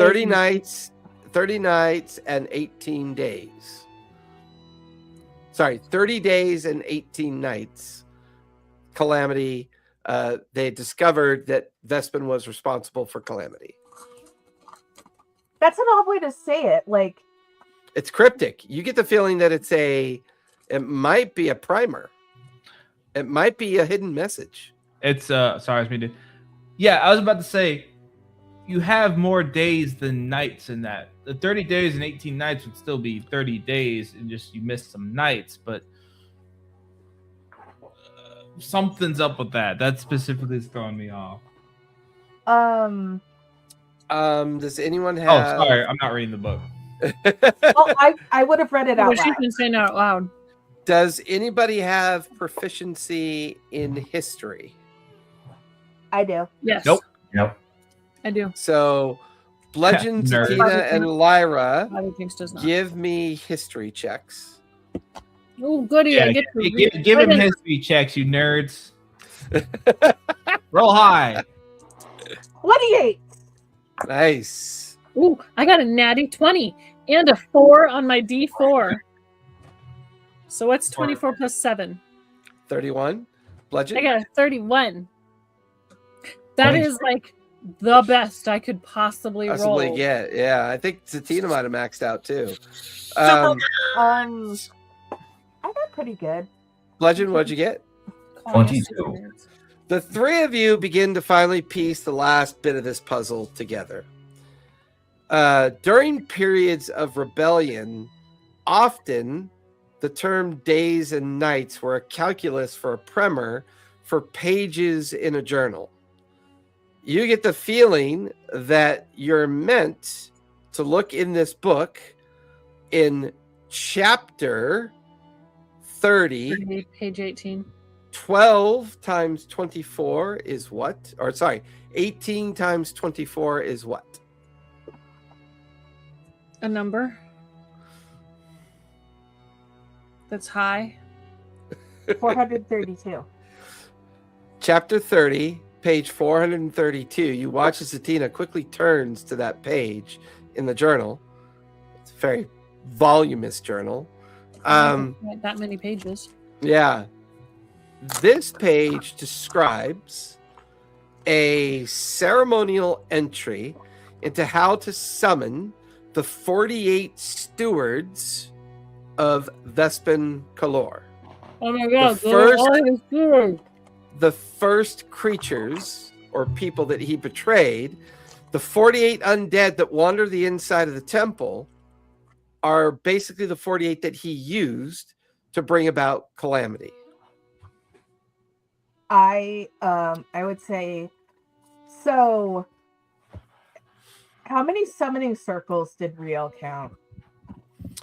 He would have counted 48 summoning circles that were very faded, and then the main summoning circle in the middle that currently contains the Soul Drinker. I would say, okay, so this has something to do with Vespa Chloris, so I don't know if you know the history of this particular Bull Devil Soul Drinker, but he was Vespa Chloris after he let the prayer gods into the material realm. He was cursed to become the Bull Devil Soul Drinker. Okay, so And we shoot And- three of them. those 48 dead souls are the vessels that are for the 48 The 48 stewards of Vespin. It is 48 said stewards. that Aren't you- Vespin had 48 apprentices. Oh, So he betrayed he used his apprentices to set off this, and those are all the bodies of his apprentices. I have Or a the funny representation feeling. of it. I have a funny feeling that we're given a choice. We dispatch the 48 creatures through our divine intervention or our channel divinity. That would free us up to make a decision.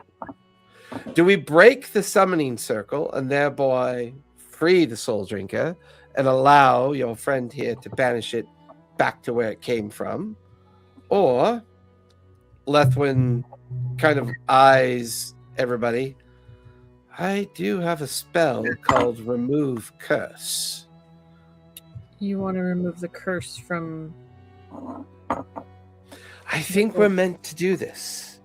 I think this has been fabricated to bring all of us together to come up with a solution that's going to free the mage from his curse. I think this mage is meant to help us. But And I if we- think Whitestone is trying to stop us. How is Whitestone trying to stop us? they've Those- put all of this up so that we can't get to him. Yes, they have roadblocked us from the very beginning. Why I would think- they? Why would they not just come and take him? Why would he still be here? Well, what They don't know. tried to I'm take him. thinking They didn't is- let him out. I don't think they let him out. I think they put this up because he got out. And it may or may not have been because an Etten died around the. Wait, so the 48 were Well, no, you guys originally were blaming it on the younger Derolo, the cousin, Micah. Micah Derolo. Yeah. Micah, yeah. well, But- maybe wait, so the The 48 forces at work. the 48 undead were what'd you call them? They were stewards apprentices? of the mage. They were apprentices. Of which mage? The one that's That's trapped right. inside the soul drinker. The soul drinker.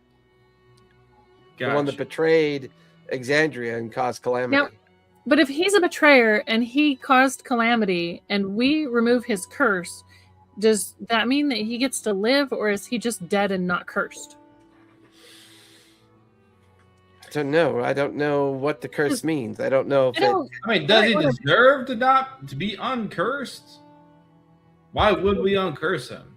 He's a Well, danger. he's been cursed for thousands of years. I mean, it's been a long it's been time. it's been almost 1,000 years since calamity. Yeah.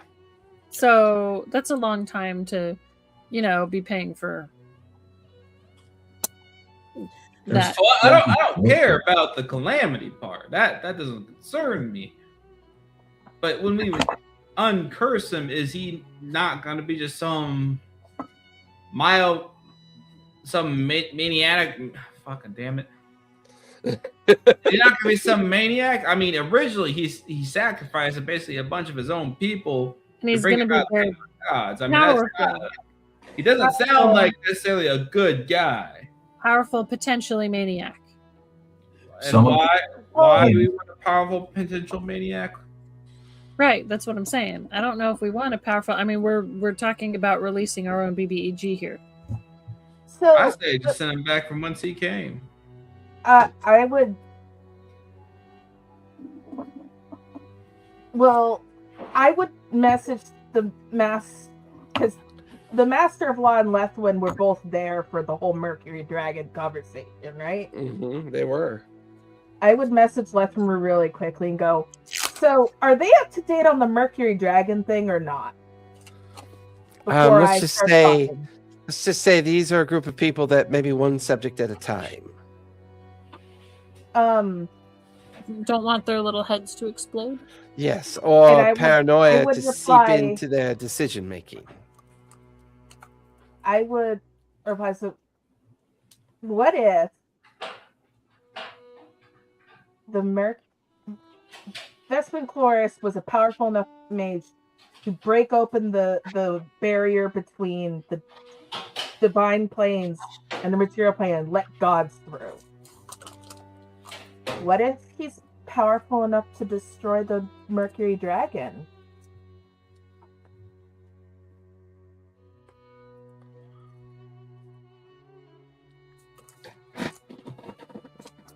Well, that would be one hell of a feat. And if he mean- fails, the Mercury Dragon eats him and gets all that much stronger. But hey, But also, if we remove the curse from him, we do rob Asmodeus of a very powerful asset. that's true. Or has he been a thorn in Asmodeus' side? We know that they all don't get along, right? They're not best buddies. They're not friends. I mean, Might I invite a different subject? Would the five of you like to go and investigate that chamber that Real discovered? Maybe that will offer up some clues as to who actually did this. that might be wise. The more information we have, the better. Captain, escort them, please. You watch as the captain and two guards round the five of you up. take you back down into the hall or into the House of Judgment. Once again, you're down that familiar hallway, and sure enough, that painting of one of the generational masters of law opens up. There's a secret entryway behind it, a short hallway that leads to a small administrative office almost. Beyond it, you can see the stairs that lead up into the hallway that would then eventually lead out into the temple. You guys are staring at an engineering office. You're also staring at the handiwork of Professor Dorn all over the place. This was a secret office that he was using. I'm gonna throw up Investigation. Wait, Zatina's gonna throw up. No, I'm gonna cast detect magic. Okay. I'm investigationing. And check for traps as we enter. All right, Lyra, give me an investigation check. Anyone else is free to investigate the room as well. 21. Wait, no. Yeah, 21. Okay. 13. 13. 17 plus 4. It's 21. Yep. Real, are you investigating the room as well? Yes, sorry. No worries. Big Fluffy cat! Fluffy cat! 17. 6. I gotta squeal.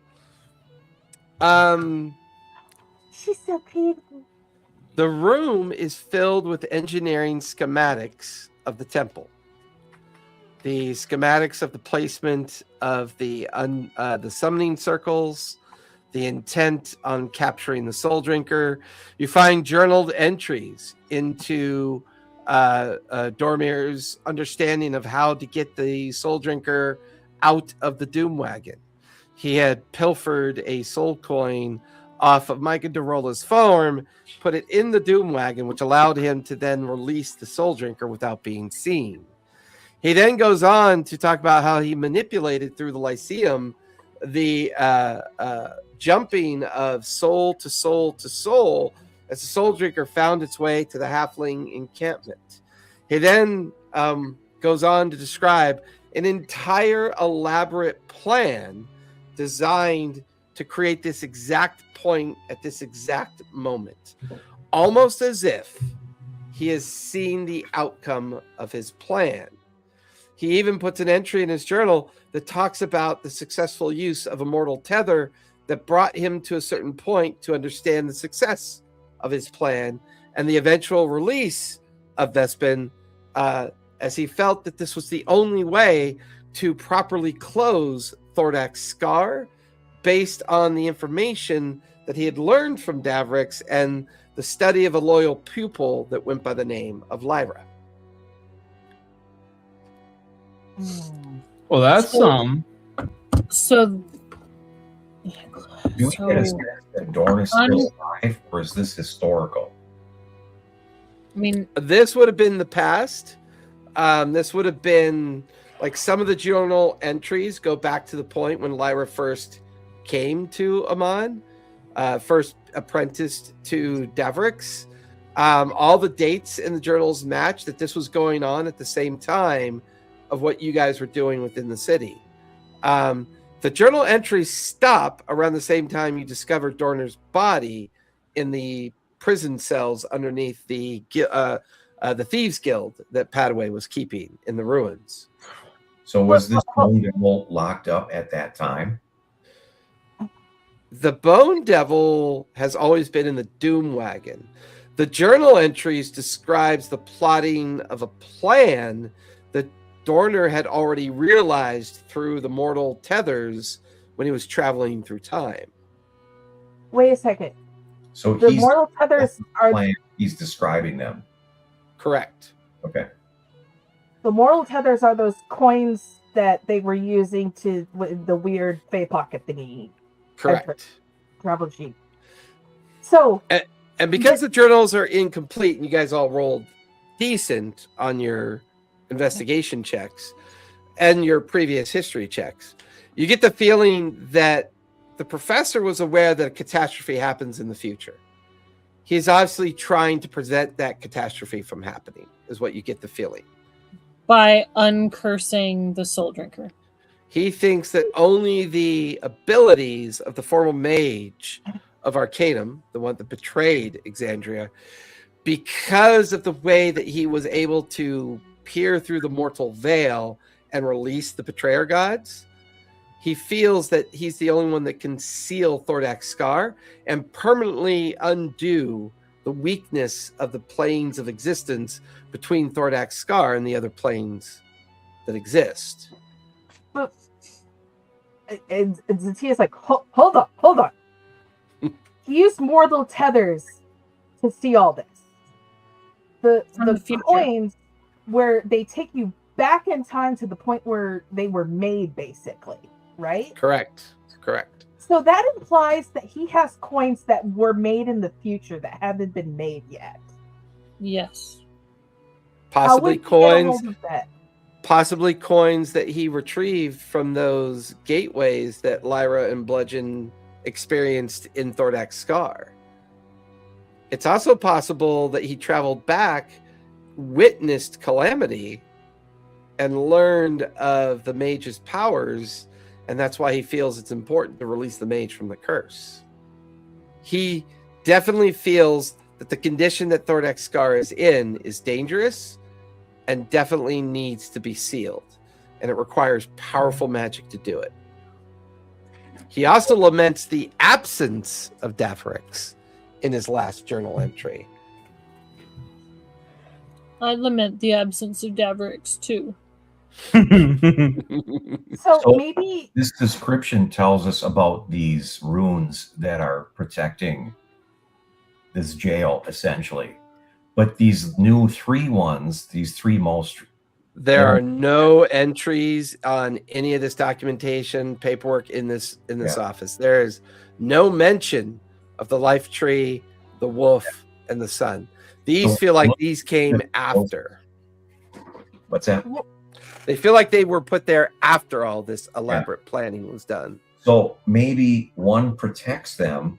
Maybe these new three ones are additional protection or pointers to it. Is there any way we can get more information on these three new runes if we cast Identify on them or something like that?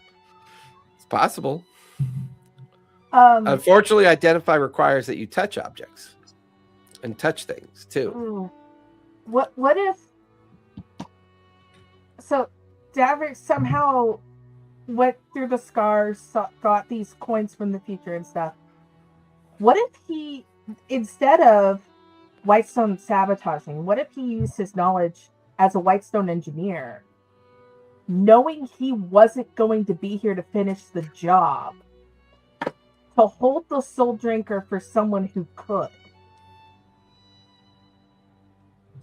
Well, and he thought, well, no, because he thought Vespin could. No. I'm But confused. he knows that the soul drinker is Vespin. So who do you think he was holding it for? For us? That's possible. Keep the soul drinker in one place, fixed, unable to move, unable to plot, unable to do anything, but just exist in one place for time immemorial until someone can come along and remove his curse. Kirsten's been in too many of my campaigns. Mm-hmm. I have played way too many Nancy Drew games. This is my Damn it! The hell! Not only that, but trying to pin the soul drinker down Mm-hmm. It's almost as outside if- of this. It's almost as if you guys have been fated to do this. Yeah. I don't know if it's fated or just manipulated. Well, I don't like being manipulated, so I say we just banish the Bone Devil out of spite. Well, Yeah. but sounds but good. then if Thordak's scar doesn't get fixed, and that makes it easier prey for the Mercury Dragon, in Asmodeus to use it to try and come into the material plane, Yeah. then we're fucking ourselves, not just spiting other, dead people.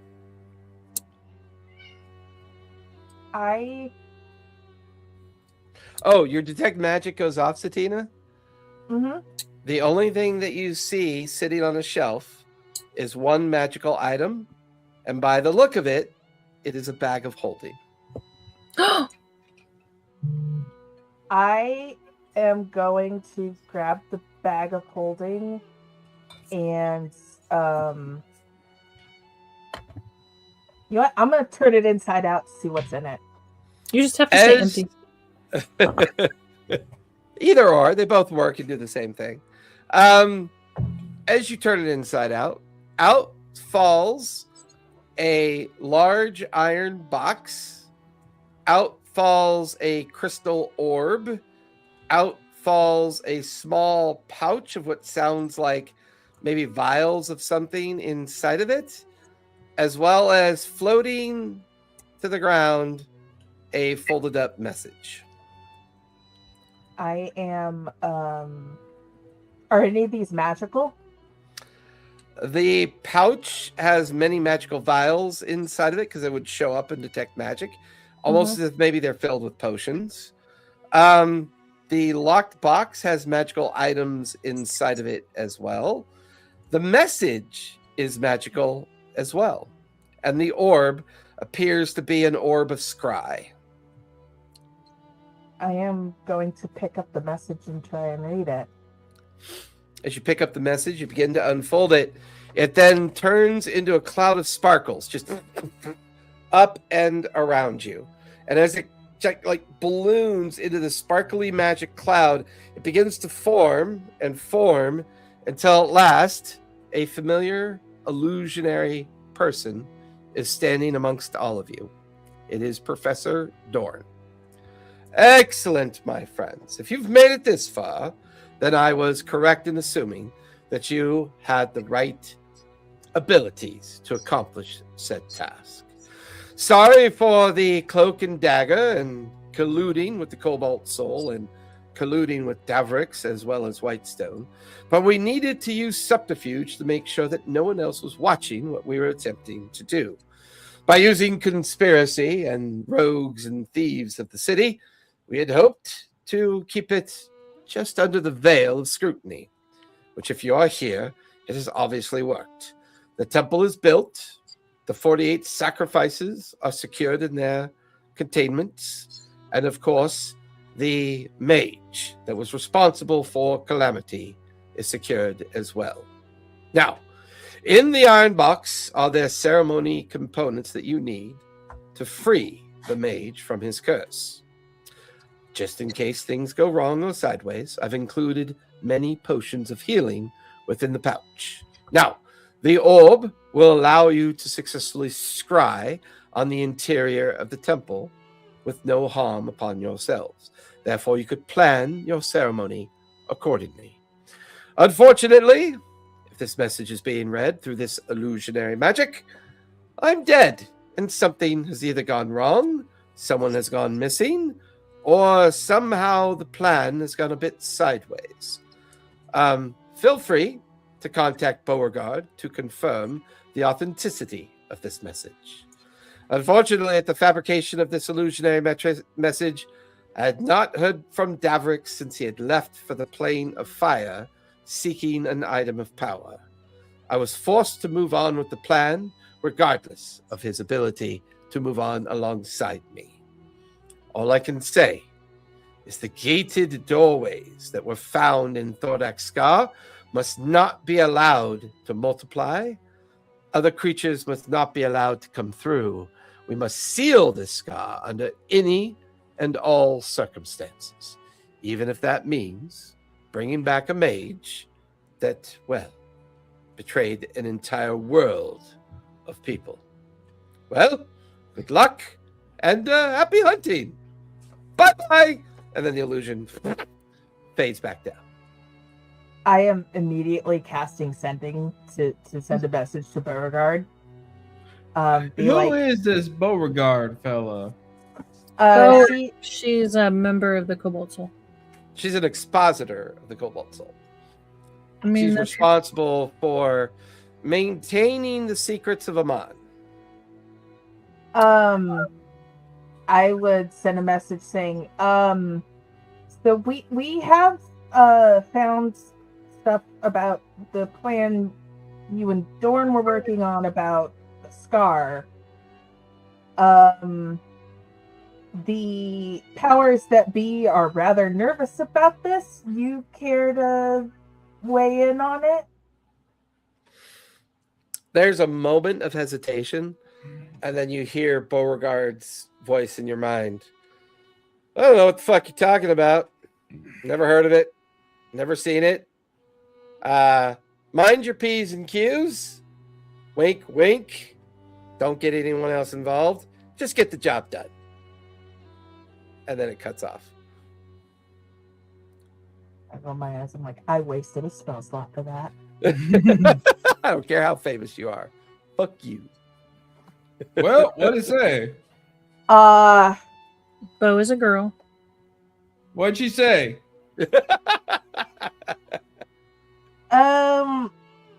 You could just say what I said. Just say, Yeah. oh, what the GM said. I'll repeat and I'll be like, all right, so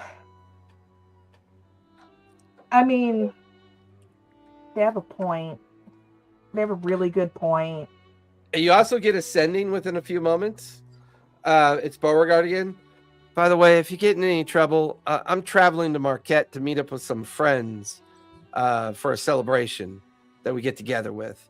If you need me, that's where I'll be. Good luck. And then the message. You may reply to this message. Wasn't one of the chunks of Ruidus heading to Marquette? Mm-hmm. Potentially. Yeah, potentially. I would say, I'm sure she saw the moon explode. thanks. Watch out for falling moon rocks. Yeah, she's not going to reply to that. She'll just assume that you're warning her about Ruidus exploding. And I'll be like, I guess we have to go back up and make our case for letting us do this. Well, they sound like Lethwin sounded like she wanted to do it, so Right. I don't think we really have to make a case. I don't think it's less when we have to. Can we scry on them and see what they're thinking? With our new Yes, scry. let's scry on them and see what they're thinking. I don't have scry yet. You have an orb of scry in your face. Gadget. Well, So I still need to spell? No. Or, hear me out. Well, but how many times can you use an orb of scry? Because we may not want to waste it for that. I mean, you'd have to identify, see how many charges are on it. 35. Yeah. I'll ritual cast identify when we're talking. The orb can be used once per day. Let's not waste it on that. Another kitty. So many kitties. Oh my god. Charles has a new kitten that's 8 weeks old. It's adorable. I love kittens. My cat's still mad at me because I took her to the vet yesterday. They like to hold a grudge. That's true. No matter how big he gets, he will always be a kitten to me. I know. Bludgeon, those faded markings are just like, you begin to realize now those are not protective markings.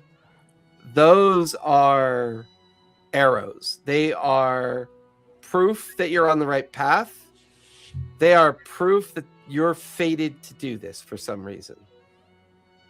This feels like it's connected. Once again, you're beginning to rethink what you were told or learned in the journals. Maybe that was a bit of a glossing over of your connection. A test, a guinea pig of testing magic. People don't do that. There's something else here. There's a reason why you're meant to do this. And you get the feeling those marks were placed there by the three fates to remind you of your journey. Got it.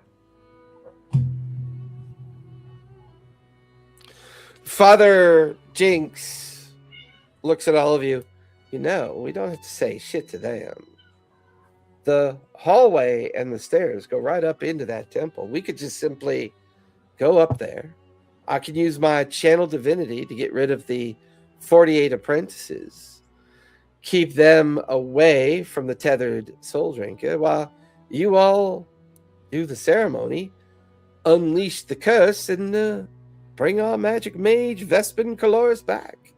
I'm actually inclined to agree with Father Jinx here. I was actually thinking the exact same thing. Well, We don't And have I'm to even thinking further than that, Rio.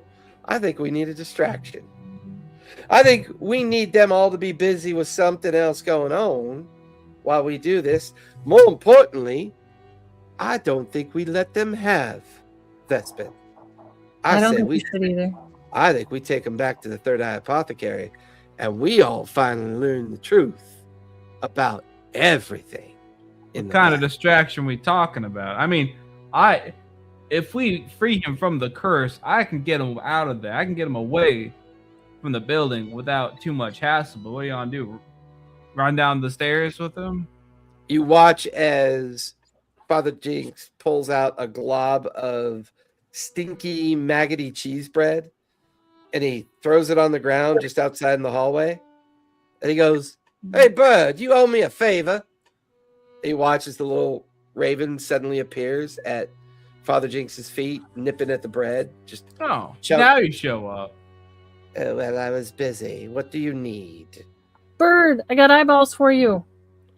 Oh, I have cheesy bread with maggots. I'm happy. Thank you. Bye. He like flips it up in the air and swallows them whole, and you can hear the little maggots popping in his beak. Gross.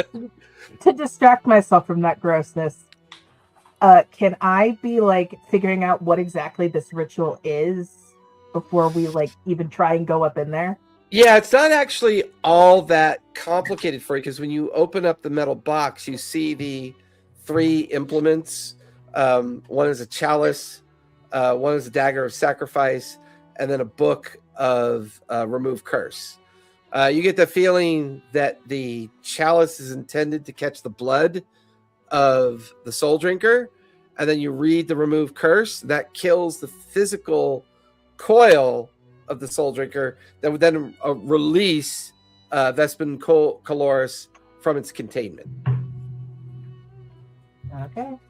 Is this a voluntary thing? I mean, is he going to fight us? He can't. He's paralyzed. I mean, currently he's Yeah, he considered can restrained and grappled and unable to move from the summoning circle. He's contained there. That That doesn't doesn't mean he can't talk to you once you enter into the temple to do the ceremony. And it doesn't mean that he doesn't have his own free will. True. Right. Fair enough. So before we release him, we have to have a deal. Yes. Well, that's assuming that having a deal with the bone drinker means having a deal with Vespin. Well, it's Vespin. We're going to get rid of the bone drinker, right? We're going to The soul drinker, yeah. Yeah. separate it. Sorry, bone drinker, soul So, drinker. Yeah. so is Vespin? Is he possessed? Is that what's kind of going on? Is that what this curse is? I My- think that's what this is for, to get rid of the possession of Vespin Coloris. Yeah. Um, So how are we supposed to make a deal with Vespin when it's the soul drinker talking? Are they Right. one and the same, perhaps? Or are they I different? have no idea. Perhaps that's what I- the ceremony is meant to prove, then. Maybe you do the ceremony, kills the soul drinker, and leaves Vespin's mortal coil behind, and then we have to make the deal. We can I still think- banish him, get rid of him, kill him, take his head off. If we I don't mean- think we can trust him. Feed him to a mimic. honestly, if we do end up having to fight, I would much rather fight a mortal mage than a bone devil, frankly. I'm not sure which is worse. You get to feel like real trying to imagine Zatina much more powerful and just how deadly she might be in the far-flung future.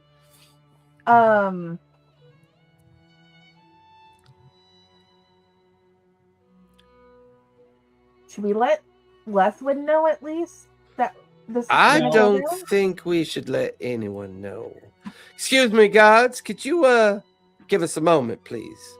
You watch as the captain and the two guards step out into the hallway and disappear out of eyesight, out of earshot. It's that I'm not a fan of manipulation. Now, I'm a gutter runner. I've lived on the streets for years. There's a rather powerful mafioso coming to this town, this city, sometime soon, upon which I need to deal with and make agreements to make sure that our future is as rosy as can be. I think we don't have the proper leverage to give us the advantages that we need. And I think if we have this mage, I think if we have more people, let's say, on our side, because we know more and we have more, the better positioned we're going to be when the proverbial shit is about to hit the fan. I'm just saying. The cat has opinions. Yes, it does. They always do. Mafia. What? The Tia's like, Well, shall we get started then? alright. You watch as Father Jinx heads down the hallway towards the stairs, heading up towards the secret door that will eventually lead into the temple.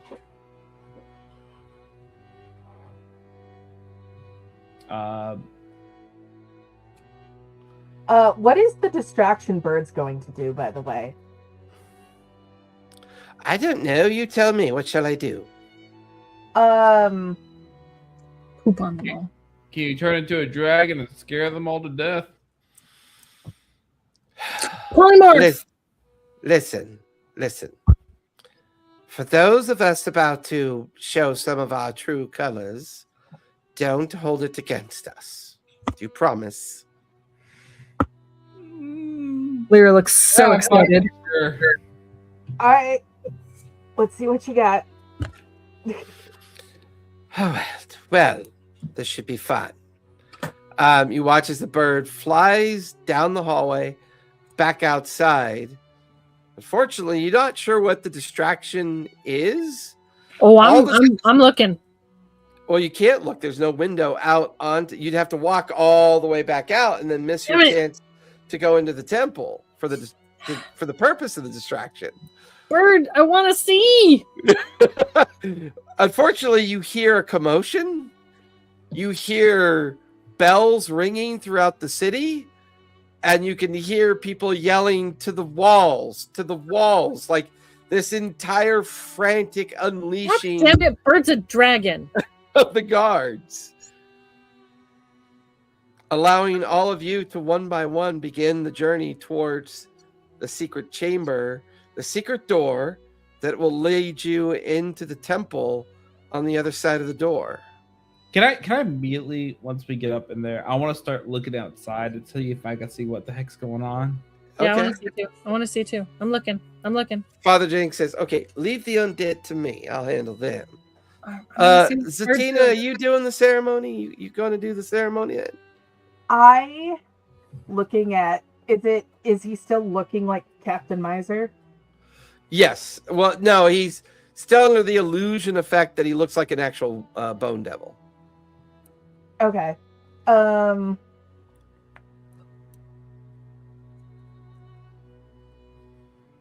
Yeah, I'm gonna need a box.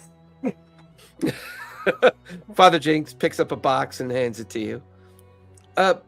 Bludgeon, Lyra, and Real, what are you going to do?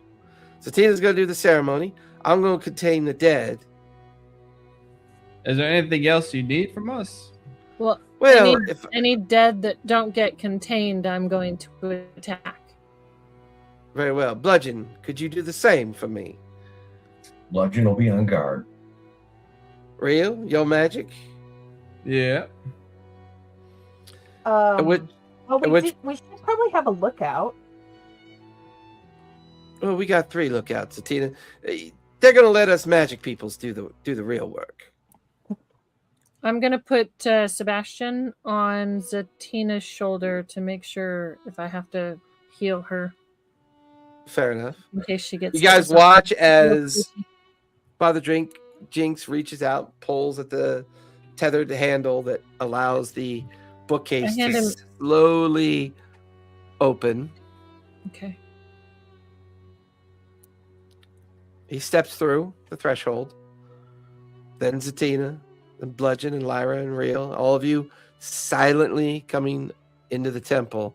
The smell of decay is pretty heavy. You can see the bone devil in the middle of the chamber, the different creatures milling about. All their heads at the same time turn to look at Father Jinx as he begins his channel divinity. You guys watch as Zatina is getting ready to sprint over to where the bone devil is and to perform the ceremony. But Bludgeon, Lyra, and Real can't help but be drawn to the image of the largest black dragon you've ever seen, racing along the tops of buildings, spewing out great volumes of acidic, cone-shaped effects down into the cloud top district. All of you kind of hear a message in your minds. Well, they're just rich people. I didn't think any of you would really care. You've got your distraction. Now get it done. You watch as the channel divinity goes off. Don't that's where hit we're going- anything we need. That is where we're going to finish tonight, as we need to finish a wee bit early tonight to get the boy home for bed and ready for his first day of school. So everyone, thank you for coming out and watching. We really appreciate it. Be safe, be kind. You guys go ahead and linger so we can talk about the schedule. And as always, don't forget, play a game. It's lots of fun, I promise. Good night, everybody.